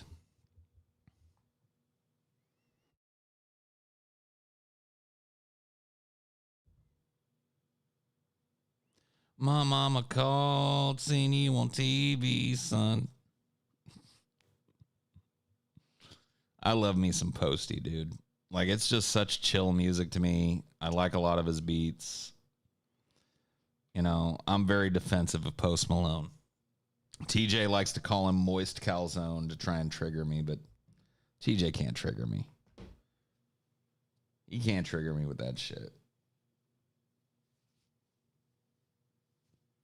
He still follows around that old ancient giraffe looking motherfucker, Marilyn Manson. Big old gangly, flabby fuck. He's got no room to talk. Post is dope. A true musician as well. Yes, that is true. Post can actually play some instruments and writes his own beats. And later, Paul and the chat. See ya. See ya. Paul, I must know, do you like pizza rolls? Look into my eyes. Do you really, really need to ask that question? Do you not know the answer?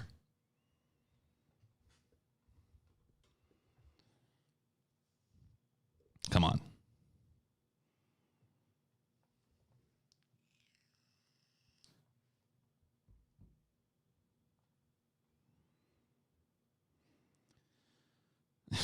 Dude, I can eat a whole fucking, like, let me tell you guys something. And I'm not necessarily proud of this, but I'll tell you. You know, like those Totino's bags that you buy, and they come in like 30 and 90 and 120?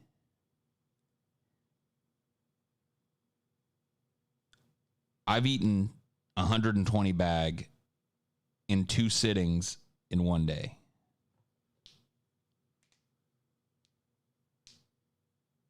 Like 90 for lunch, 90 for dinner. Pop them in. Those are rookie numbers. I mean, hey, dude, that's way more fucking pizza rolls than any human being should consume. How many calories is that? Infinite. Infinite calories. You like the Totino's party pizzas? I do, in fact, like the Totino's party pizzas. Thanks for asking. I prefer Mr. P's brand, to be honest. Hard brand to find these days, but Mr. P's pizza, the straight up shit when it came to that frozen mini pizza. But I'll take a Totino's. I like a Totino's as well. Have you seen the fascist stuff coming from Biden? He wants to prosecute protesters against Medicare for all and legal marijuana. How can people still be on this voting for the lesser of two evils thing? Dude, I don't know. I don't know that I necessarily want to go off on it. I had like a whole day where I was on Twitter just ranting at people about this shit. I will say something that I said there, and we'll see if you guys agree with me. So this vote for Biden because it's the harm reduction vote meme, I think it's wrong. I think the continued election of center-right corporatists actually harms LGBTQ people, people of color, women, etc., marginalized groups. These people that you're saying you're trying, I think it harms them in the long run to allow the continuous rot towards ever more corporatist fucking ideas.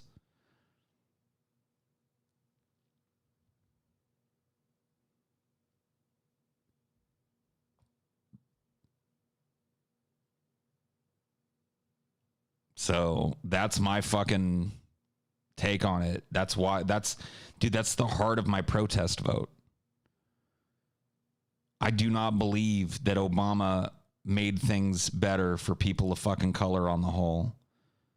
I do not believe that Obama made things better for poor people on the whole.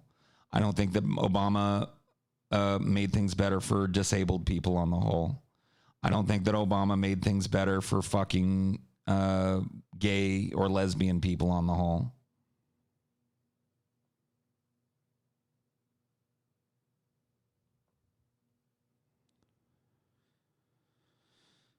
What's your opinion on Reagan? He was a fucking piece of shit. A total corporate fucking robber baron.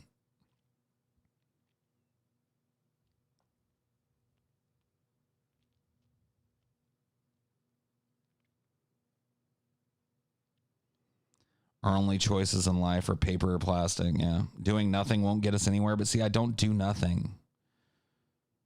I spend a profound amount of my time, way more time than you, advocating for my political ideas. They just happen to run contrary to go out and vote. And then there's this silly fucking thing like, you know, you can vote and be an activist too. And it's like, so you can, let's like say you can implicitly support the fucking system that's destroying the fucking world and still fight against it. It's like, what?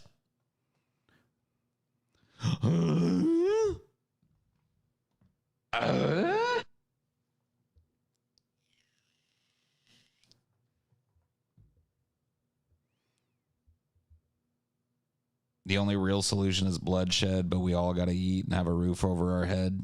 Is that a lyric, or did you just make an accidental rhyme?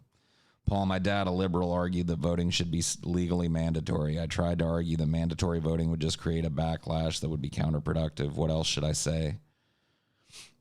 I mean, if somebody came up to me and said that, I would say I would write in the most absurd candidate, and I would encourage everybody in the fucking country, and I would yell from the highest fucking mountaintop that I could and get as many people as I could to vote for joke candidates for president.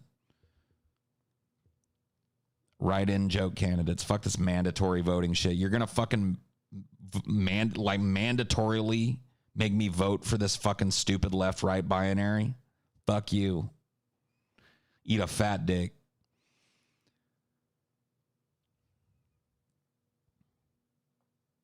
So Trump, yeah, I guess. So Trump, what about him?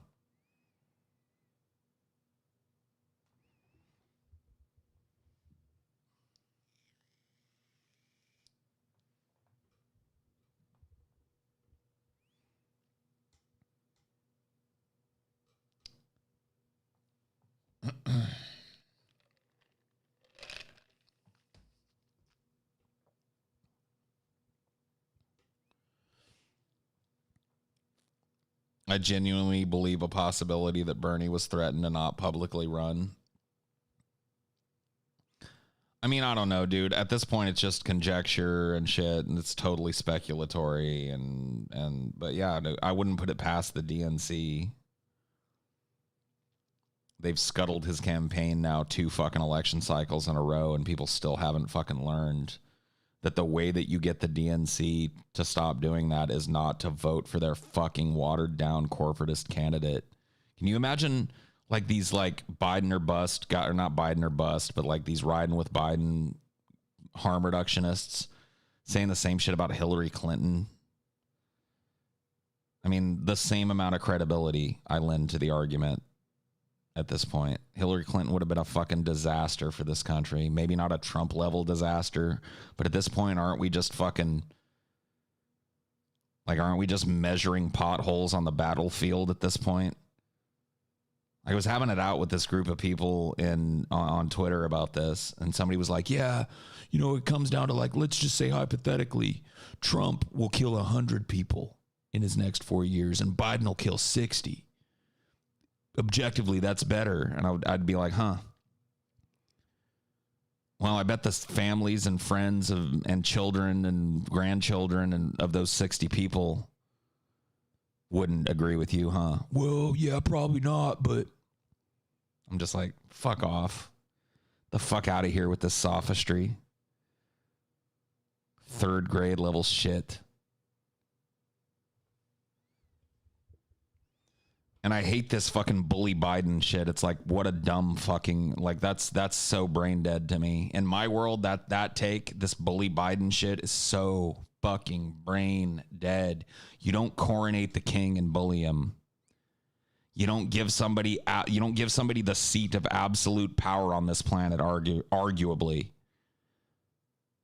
and then bully them into being more left. That's just, it just doesn't work. Like that take there for me, and I've heard it come out of TJ, I've heard it come out of Vosh, I've heard it come out of a lot of people. This bully Biden shit, dude. Not a single one of them has explained to me what the thought process is behind bullying somebody after you hand them the scepter of eternity. You know, I tweeted the other day, it's like handing Thanos the Infinity Gauntlet and then saying, all right, time to bully Thanos into using it for us. It's like, what? It is a pipe dream, and I honestly think that, and I think that's damaging. I think it's a pipe dream that people like Vosh and TJ are telling people that they know to be untrue. I think that they know that they're going to make little to no progress bullying Biden left on anything. They're just trying to do this like, let's get the leftists in a winning mode, because Biden, like Vosh said, he doesn't believe in the political pendulum. I've been alive too long to not believe in the political pendulum. Like, I don't know how you don't, you look back at electoral politics, and I don't know how you don't believe in the political pendulum. It swings left, it swings right.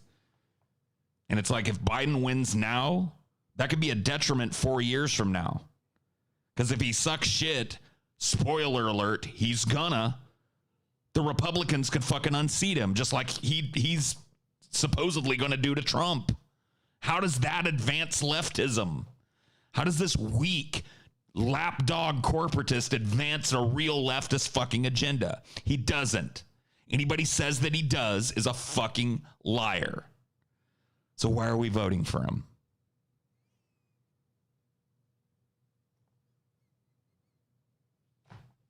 Harm reduction.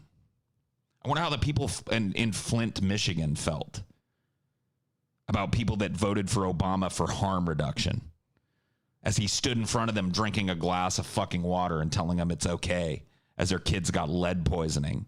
I wonder how that community felt about that harm reduction vote.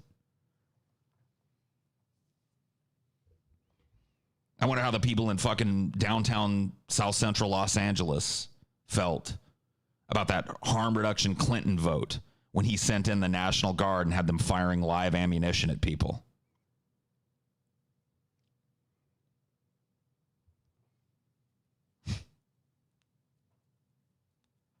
I wonder how the Native Americans at Standing Rock felt when Obama sent federal troops in to enforce the Keystone XL pipeline through their fucking sovereign territory.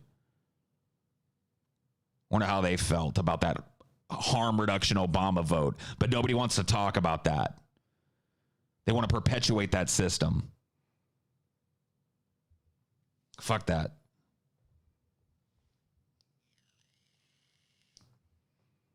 Fuck that 110%.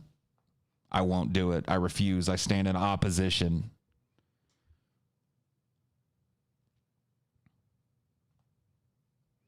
Only real problem is Trump is a wild card. War is real. You don't think Biden's a wild card? You don't think leftist or liberal, quote unquote, Democrat presidents don't escalate wars and shit? Go look at your history. Clinton, Kosovo, Ethiopia, all over South America. Obama fucking took Bush's already butchering campaign of drone strikes and like quintupled it in his first fucking term. You don't think Biden's a wild card? You don't think he won't go wherever the fucking winds blow? If this country needs a war to put this stupid fucking propped up economy back on track, you don't think he's going to sign the Declaration? According to what? This motherfucker was for the Iraq War. This motherfucker was for the Afghanistan War. This motherfucker has been for 99% of military interventions, if you look at his fucking senatorial career. This motherfucker backed every one of Obama's military interventions all over the fucking world. Every one of his little military excursions. The smiling bobblehead was right next to him going,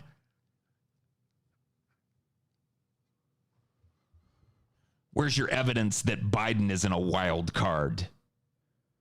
But we agree, war is real.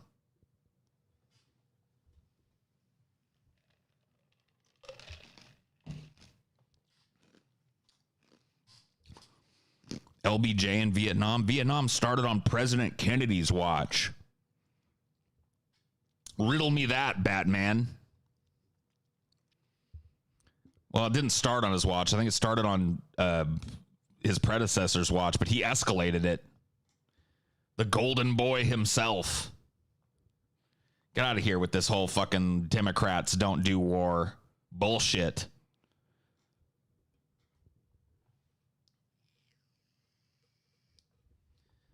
Biden is totally a wild card. He's just not wacky like Trump. He's not wacky. Have you heard this motherfucker try to string a sentence together? He's one of the goofiest fucks that has ever stood for president. If Donald Trump hadn't been elected the last election cycle, he'd be the goofiest motherfucker ever.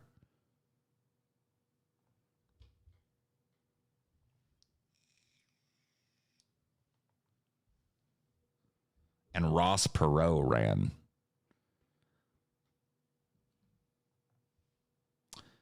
LBJ escalated the war significantly is what I was trying to say, even though he ran an anti-war ticket. Of course he did. Of course he did.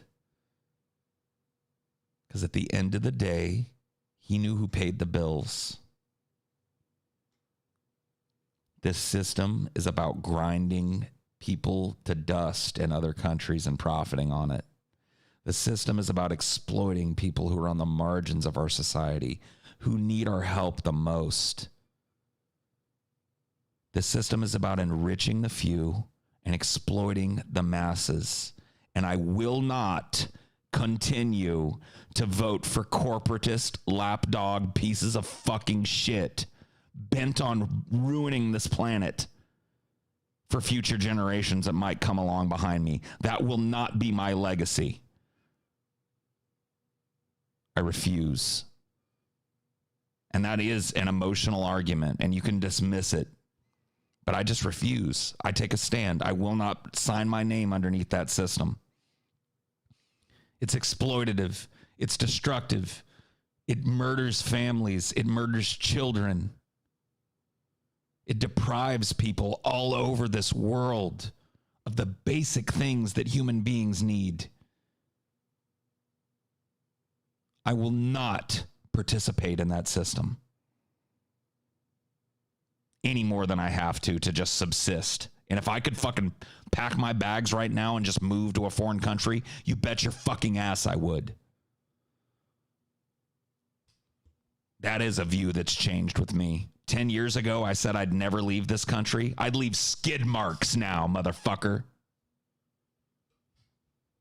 There's no destination for me. So I'll participate to the point that I have to fucking live. But if you think I'm going to play this fucking political pageant, shifting dictators around every fucking 4 years and pretending we're doing it, pretending we're making progress, fuck you. That's another emotional argument for you. Go ahead and dismiss that too.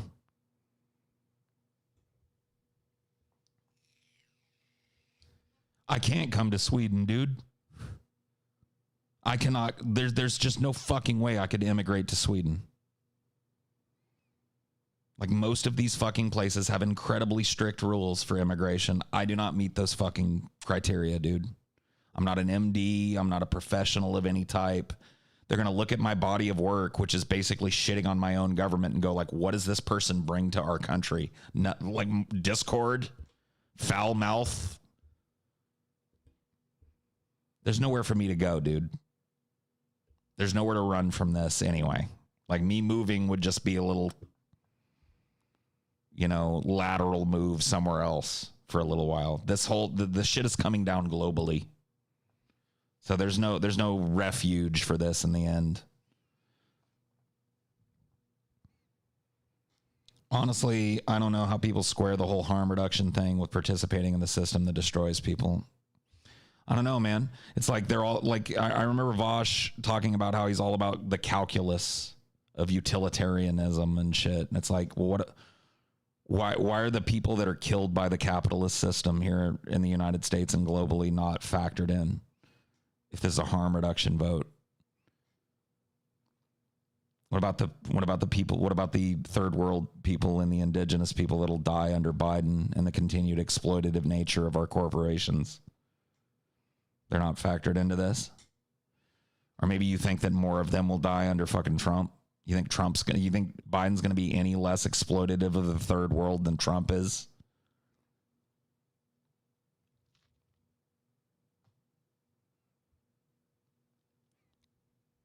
Would you be more likely to vote in a system that wasn't a two-party system, or is the problem mainly caused by that?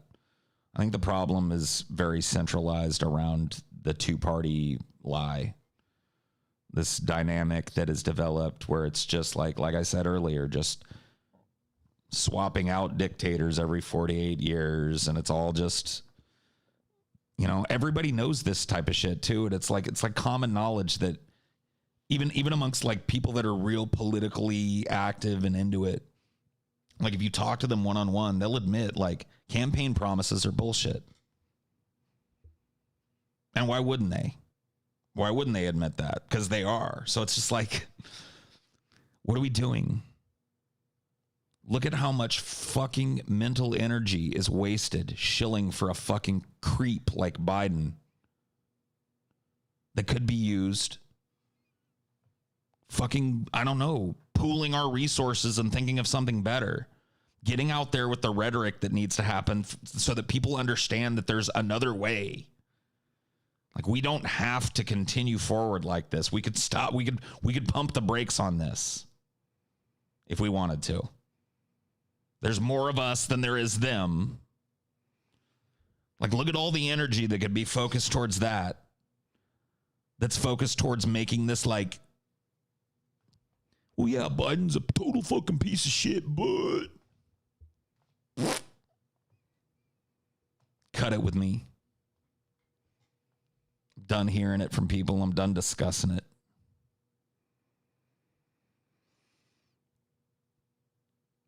Bullying Biden is a nice way of saying manipulating a man in cognitive decline. Both sides of the Dem Party advocate for it, and we just watch.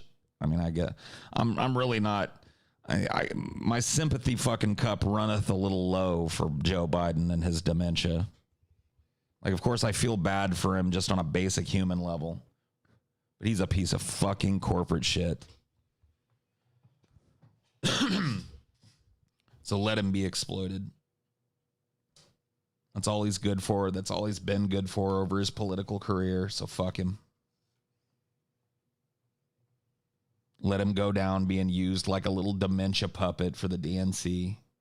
He deserves that fate. He deserves to rot in front of the American people. So let him do it.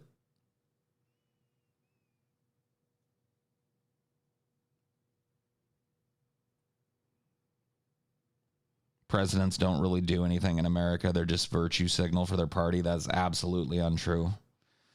Oh my God, man.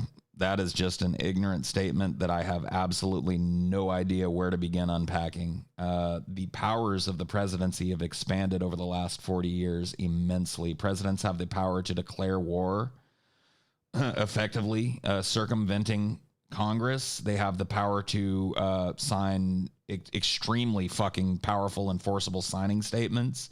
They have the power of the purse. They can shut down entire fucking arms and wings of the bureaucracy of the government, as we saw with Trump basically defunding the CDC in the years leading up to our current pandemic. Yeah, that's just a fucking totally ignorant statement. The presidency is incredibly powerful, and almost every president expands it now. It started with Clinton and fucking George H.W. Bush, or was it? No, just George W. Bush, the son, massively expanded the war powers of the presidency. Obama with his signing statements, and it just continues. So that's just bullshit, man. When are we going to drop the whole president thing and just go back to Caesar? Why do we got to go back? Why can't we move forward to something new?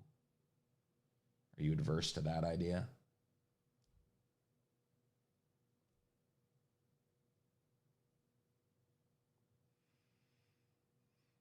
what new idea do you have for us going forward? I would recommend that you go and watch my solidarity streams. They lay out a pretty good idea of where we could start to try and take some of the power back in an apolitical way by organizing labor in this country. I think that it's the time is ripe for a new, strong labor movement in this country. And I think it would do wonders for race relations, and I think it would do wonders for bringing people that have been stratified by a false left-right dichotomy into the room together to speak and work together as fucking individuals in the union. I think it would do a lot to soften the discourse, which has turned so rancorous that people won't even hang out with people if they have the wrong letter next to the name, or you know what I mean? Like like we are so stratified as a people now. We're so divided. And I think that a new national labor movement would be a huge step towards bringing normal people back to the table again and reminding them that they have power in numbers and unity and solidarity. They have power. There's power in a union. So that's what I advocate for. That's one of my ideas. That's not necessarily an idea that transitions us to a new kind of government, but it definitely sets the table for it.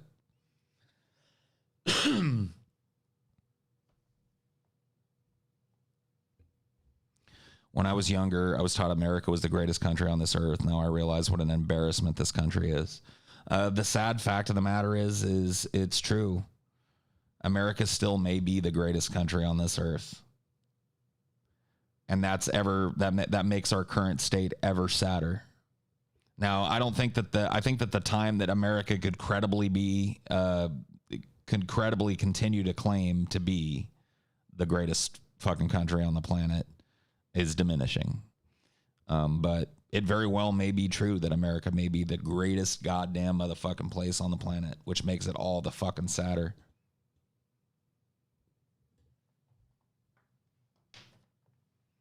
Gives you an idea how most people on this fucking planet are living. Because let me tell you what, dude, most of you people are sitting in air-conditioned places right now. You're comfortable. You got technology that's worth some people's fucking yearly salary sitting in your room.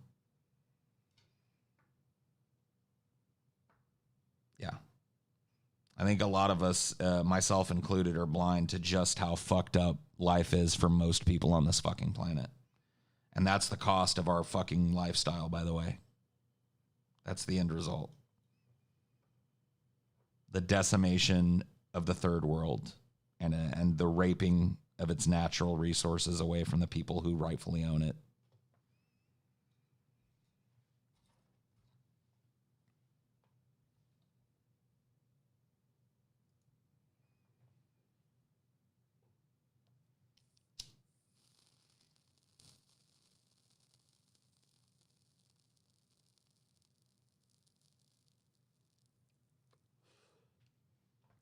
Paul, have you seen images of the squander? I'm assuming you mean squalor that most Indians have to live in right next to rich mansions. I don't have to see images of it. I grew up around it. There are a number of Indian reservations not far from where I grew up in Madera, California. I've seen it. Indian reservations are strange places. They've got these big, beautiful, nice casinos in them, and then the people that live there live in absolute fucking trailer squalor. Paul, I mean actual Indians. Oh, my bad. Whoopsie. Yeah, my bad. I'm a little bit forgive my misinterpretation. I did a racism again. I know. That was an accidental one, though. I didn't mean it. I was actually trying to advocate for Native Americans, but I did a racism. Table Mountain, yeah, dude. What's the other one? Chickchansey. Did they ever open that back up, Paul's dad? Is Chickchansey still closed? Or did they get it back open? I'm always curious about that shit. I mean, I'm sure it's closed for COVID, but like before COVID, was it open? Or last year when I was back there, I think it was still fucking closed.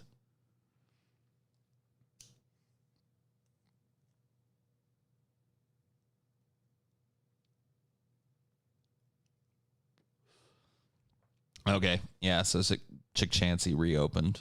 That's cool. That was a pretty dope casino, honestly. They had a pretty decent like buffet in there, if I remember. I'm a fan of those like casino buffets, man.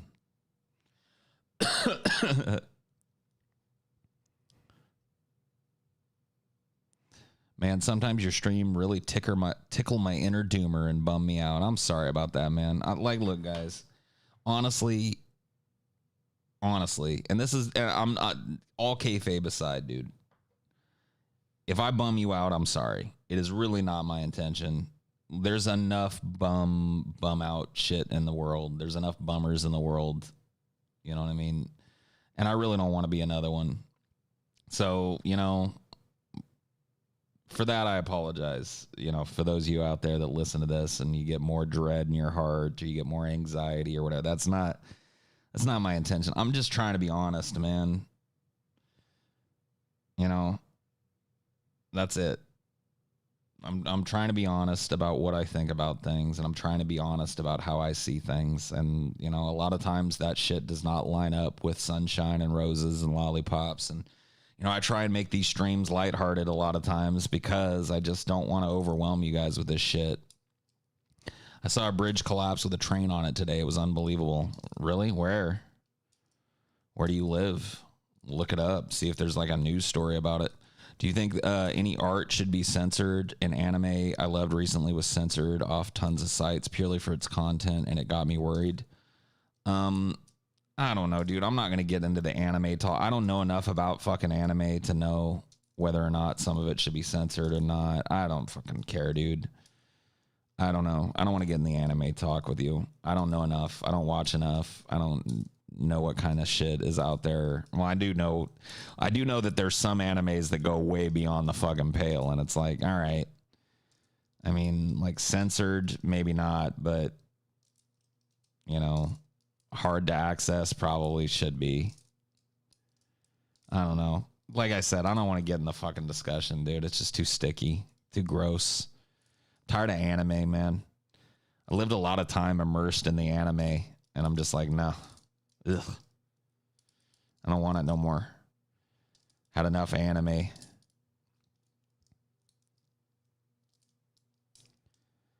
Do not dare touch our animes. Dude, I'm not coming for your fucking animes. I don't give a fuck. Dude, whatever. Go watch Urutsuku Doji 3 Technical Master Symphony or whatever the fuck you want to, you know what I mean?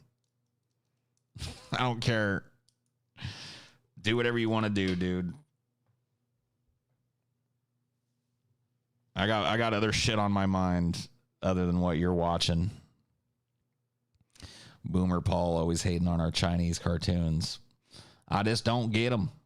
I tried to watch a couple and I just don't understand it, man. Don't make no sense to me. Seems just like a kid's cartoon was when I was a kid, and it's like, I don't watch them no more. Why'd I sit down and watch this? You saying this made for adults here? There's adults here to watch this? God damn. I don't know, man. No, I'm kidding. I've seen some animes that are good, but like I said, dude, I don't even want to get into it because as soon as I say the word anime, the like weebs come out of the fucking woodwork and it's just like, oh, Paul, have you seen Second Densetsu 7? Have you seen the... And I'm just like, why did I do it? Hey, man, just sending positivity for making my work mornings worth getting up for. Hey, cool. It was in Arizona. What? Oh, shit. Okay. A train or a bridge collapsed with a train on it in Arizona.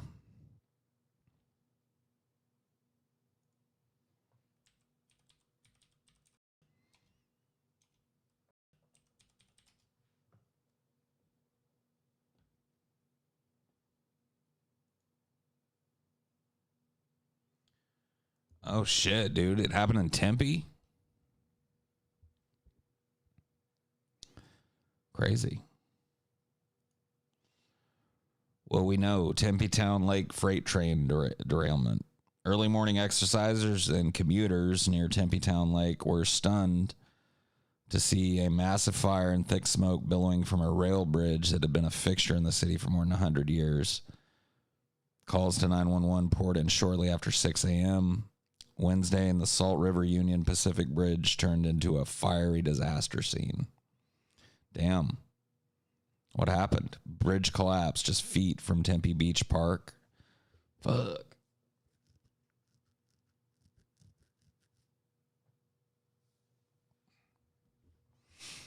That's pretty crazy, dude.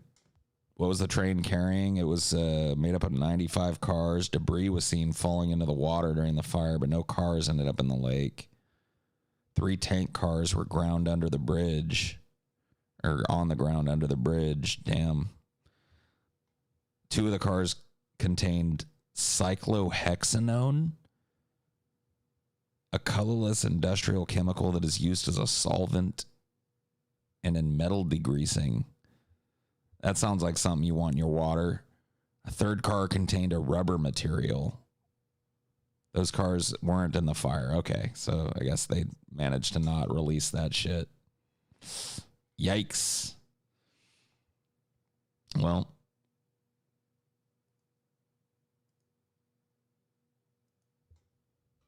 good on you. You saw some shit. You've seen some shit now officially, man. You can say it.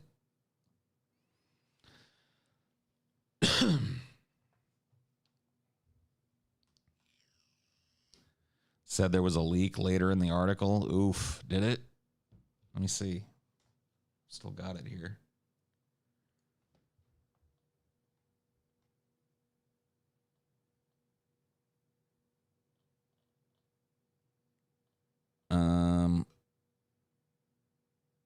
Oh shit, yeah. Union Pacific's McMahon said Wednesday morning that none of the train cars were reported to be leaking, though at a news conference Wednesday afternoon, the Tempe fire chief said there was a leak of cyclohexanone. Oh my fucking God, dude. He said the car was not leaking into the lake, but into a dry area. Yeah, that thing called the water table. Oh my fucking God, what a nightmare this is. Just another corporate nightmare. So this happened right by a lake, and he's like, don't worry, it's happening on a dry area by the lake. Never mind. I'm not going to fucking explain it to you. Do you know that the water table exists? Never mind. Let me just put it this way to you, Sheriff. If it's near the lake, it's in it.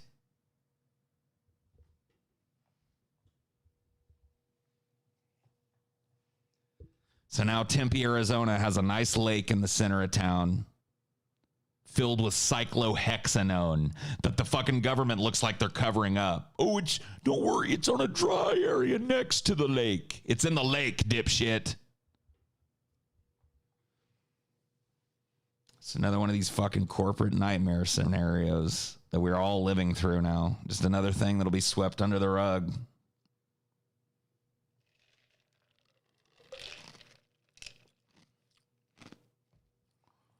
What is cyclohexanone? A colorless industrial chemical that is used as a solvent and in metal degreasing. Sound like something you want to go take a dip in? Or maybe put a few fucking squirts of in your water? Take that in? Maybe bathe in it too. See what it does to you when you put it on you? That sound good? Cyclohexanone.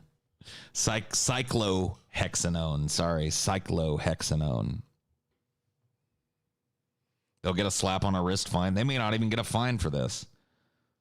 They'll probably, if they try and fine them for this, they'll probably countersue and say the fucking city's at fault for not maintaining the bridge properly. They probably won't even pay a fine for this. There's a chance that the city might pay the fucking railway a fine. Or pay the railway a judgment. It can cause liver and kidney damage. Oh, that sounds great. Let's move to Tempe, guys. They got liver and kidney damage there now because a whole tanker full of cyclohexanone spilled out on a dry area near the lake.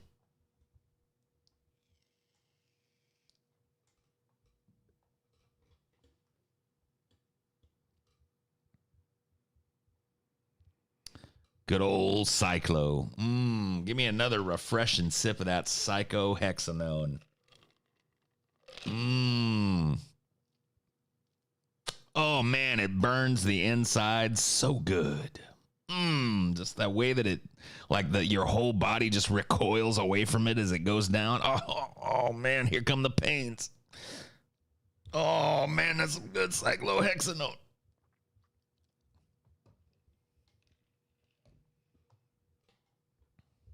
There's a super chat. Oh shit. Look at me over here missing my super chats. Just woke up and saw you streaming. I don't mean to interrupt, but have you guys thought about DFF hats? I'm a hat man. I mean, we can look into it. I don't know if the site that we work with right now does hat printing. I assume they do. We can look into it.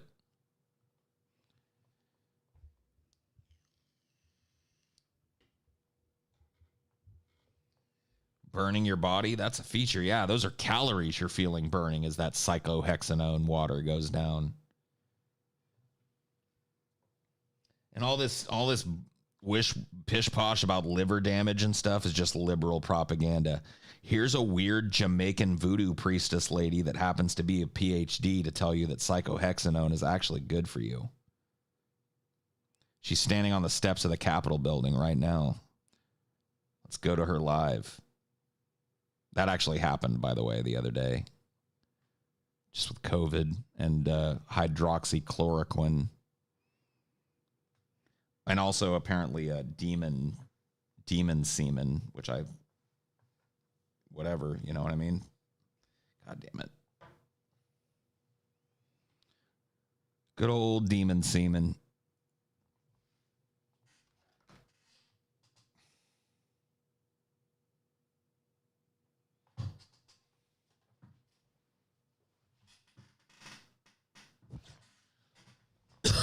Sorry, I dropped a nugget of something.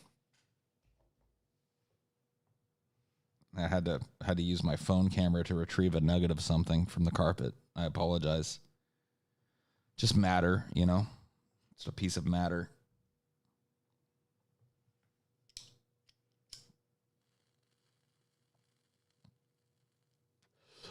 Was it chicken? Yeah.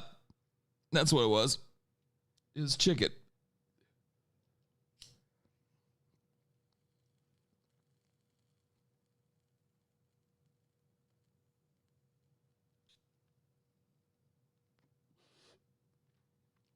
It was chicken. I dropped a nugget of...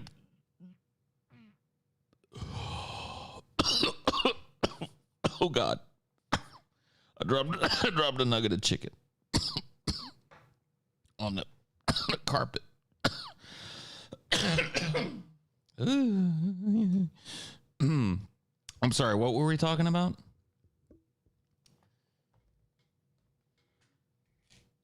I zoned out there for a second. What were we? What was the discussion we were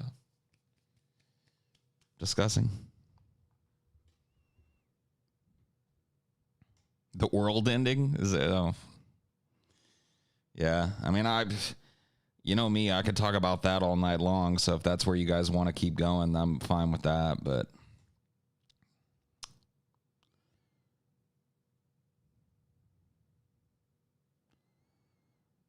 yo, just woke up getting ready for the day. Good for you, buddy. It's gonna be a bright, bright, bright, sunshiny day. A little contribution for keeping me company while depressive insomnia's got me at cold pizza for breakfast and a 50th Mass Effect playthrough instead of sleep. Peace and love. Hey, man. Glad to be there with you. You know, if you've listened to me for any length of time, that I know exactly what that place is like. So been there, done that. Not far from that now, to be honest. And, you know, glad that we kindred souls can reach out and find each other every once in a while and commiserate about shit. And, you know, argue with each other and bicker at each other, too. I like doing that with you guys, too. Going to sleep as we get up. Yeah. I mean, that usually probably is how it works out. my work schedule. One of the great things about running your own business, especially if it's a business that isn't front facing, is you get to kind of decide when you work. So that's been my favorite part so far about being self-employed. Was like, oh, you know, if I want to fucking go to bed at 4 every night and get up at fucking 10 a.m. every day or 11 a.m. every day, I can do that. Yippee-ki-yay, motherfucker, why not? I am a creature of the night. I definitely feel at my best between the hours of like 10 p.m. and probably 3 or 4 a.m. And about 4 a.m. when the sun starts to threaten to creep up over the horizon is when my vampiric ass starts to feel like retreating to my coffin. And so I do. Just the way it is, man. No, I don't wake up at 2 p.m. We start filming at 2 p.m. TJ sometimes wakes up at 2 p.m. and then me and Scotty wait 30 minutes for him to show up so we can start filming. But no, we film every day, 6 days a week. And, yep, we start at 2. And that's just that content. And then there's the streaming and research and all that shit. So we've been 6-day-a-week recording for, I think it's like a month and a half now, which is awesome because that means that we've got a pretty significant, like we scheduled them out and we have enough shows to cover through August, like the middle of August, I think now. And we're putting, you know, more in the bank every fucking week. The dream being, let's get ahead like 2 or 3 months, and then we can go and scout out a place to move the show to and move. But there's, you know, effectively no content interruption for you guys. We can stream Flash Fried from the road. You know what I mean? We can we've done Flash Fried in odd places before, so we can do that. And yeah, have time to get there, get everything set up, and roll out the show on a new set and be covered with that amount of content. You know what I mean?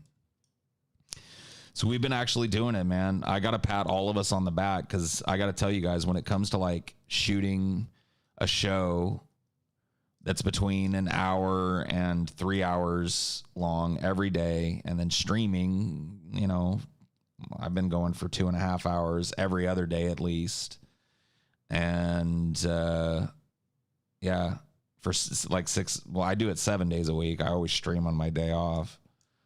So it's like, we're putting it in, dude. We're putting in work. Yeah, dude, Jason, why are you trying to get this fucking crazy climate change shit going? Why would climate change end humanity? It might just make life a bit harder, but it's not introducing impossible to deal with problems.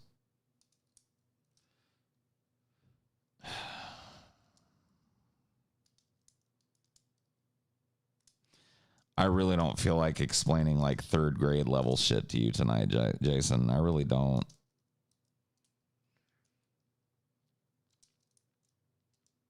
I just don't, dude. I don't want to explain to you how the dying off of all the species on this planet, all the large ocean fish on this planet, and then by proxy the plants on this planet would be a bad thing. The desertification of the planet. Why would that be a bad thing? Is that what you're asking me, Jason? Why would the desertification of the planet be a bad thing? Because at best, humanity would be reduced to some tiny nomadic desert tribes.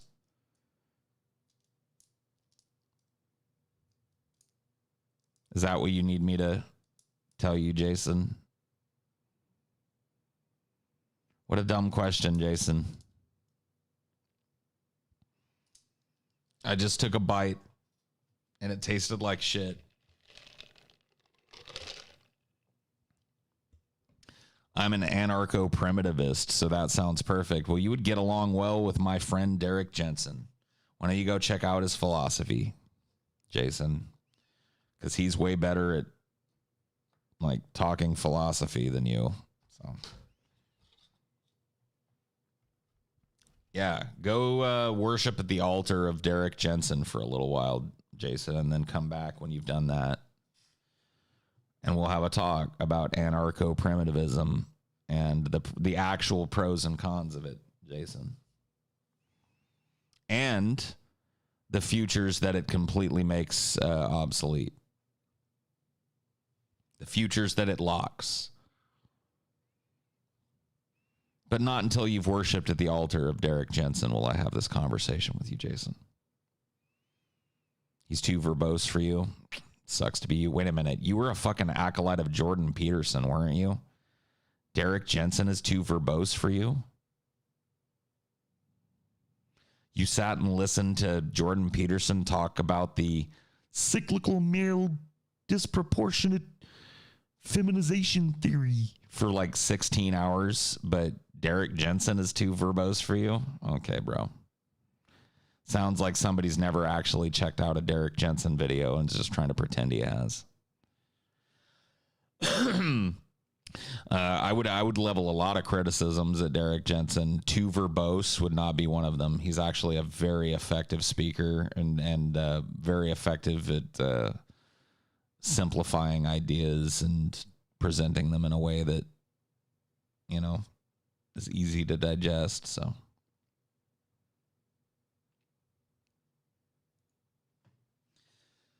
Peterson, I know that's where he got the metaphysical truth from. No, it was some other dork, but yeah, he got the fucking word salad from Peterson for sure. This has not always been a thing with Jason, so this has been like I met, you guys got to understand, I met Jason. How old were you when we met, Jason? Were you 18 or 19? He was a teenager.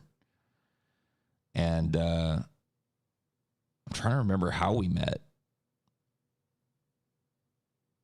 Fuck. Was it playing games? Like playing video games? Did we meet in a video game? How did we meet? Do you remember?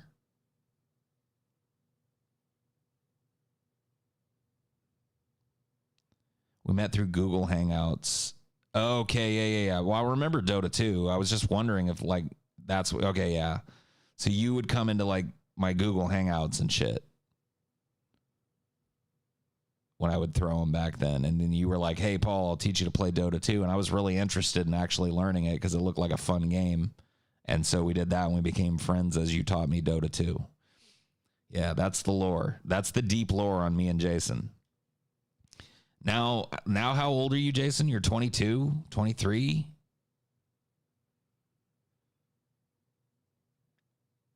$25? Oh my fucking God, dude. So the boy has become a man, dude. And the man, I don't know, dude. I don't know, Jason. What's going on with the man, dude?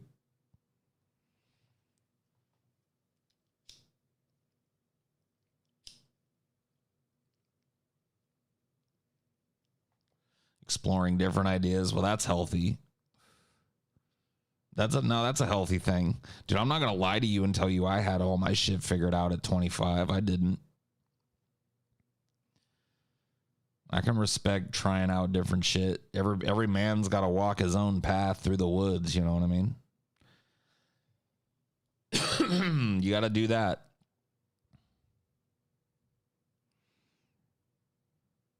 Is Jason the one you had the hypothetical truth debate with? Yes, that's Jason, yes.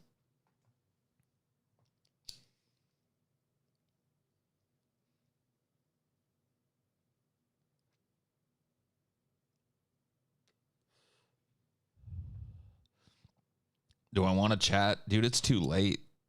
I'm thinking about wrapping this stream up here in a minute. And I don't want to start something that's going to go to like fucking... I don't want to see the sun today, dude. That's my goal. And it's 4:18 a.m. as it stands. So the sun going to be creeping up. It's summer. I got to end this fucking stream. You just came too late, Jason. I don't know what to tell you. I mean, usually I got an open door policy to at least try a conversation with you on the stream and see where it goes. But I mean, fuck, man, it'd just be pointless at this point. We wouldn't even get into it. You got to catch me earlier, son.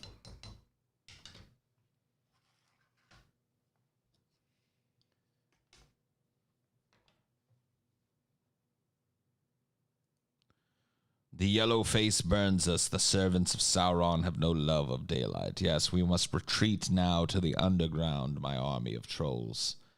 The great burning wheel appears above the horizon soon. It burns our flesh and stings our eyes and makes us hate ourselves. It does. We must sleep it away until it is high in the sky and we can huddle in our huts and pretend that it is not there.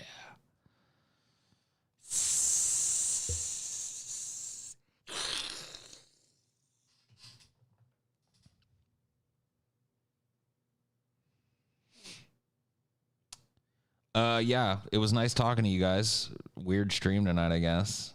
Sorry if I got too salty at somebody. Here's my post-stream sorries. Sorry if I got too salty. Sorry if I made you depressed by telling you the truth about reality. I'll try and do that less. Have a good night, everybody. I'll see you next time.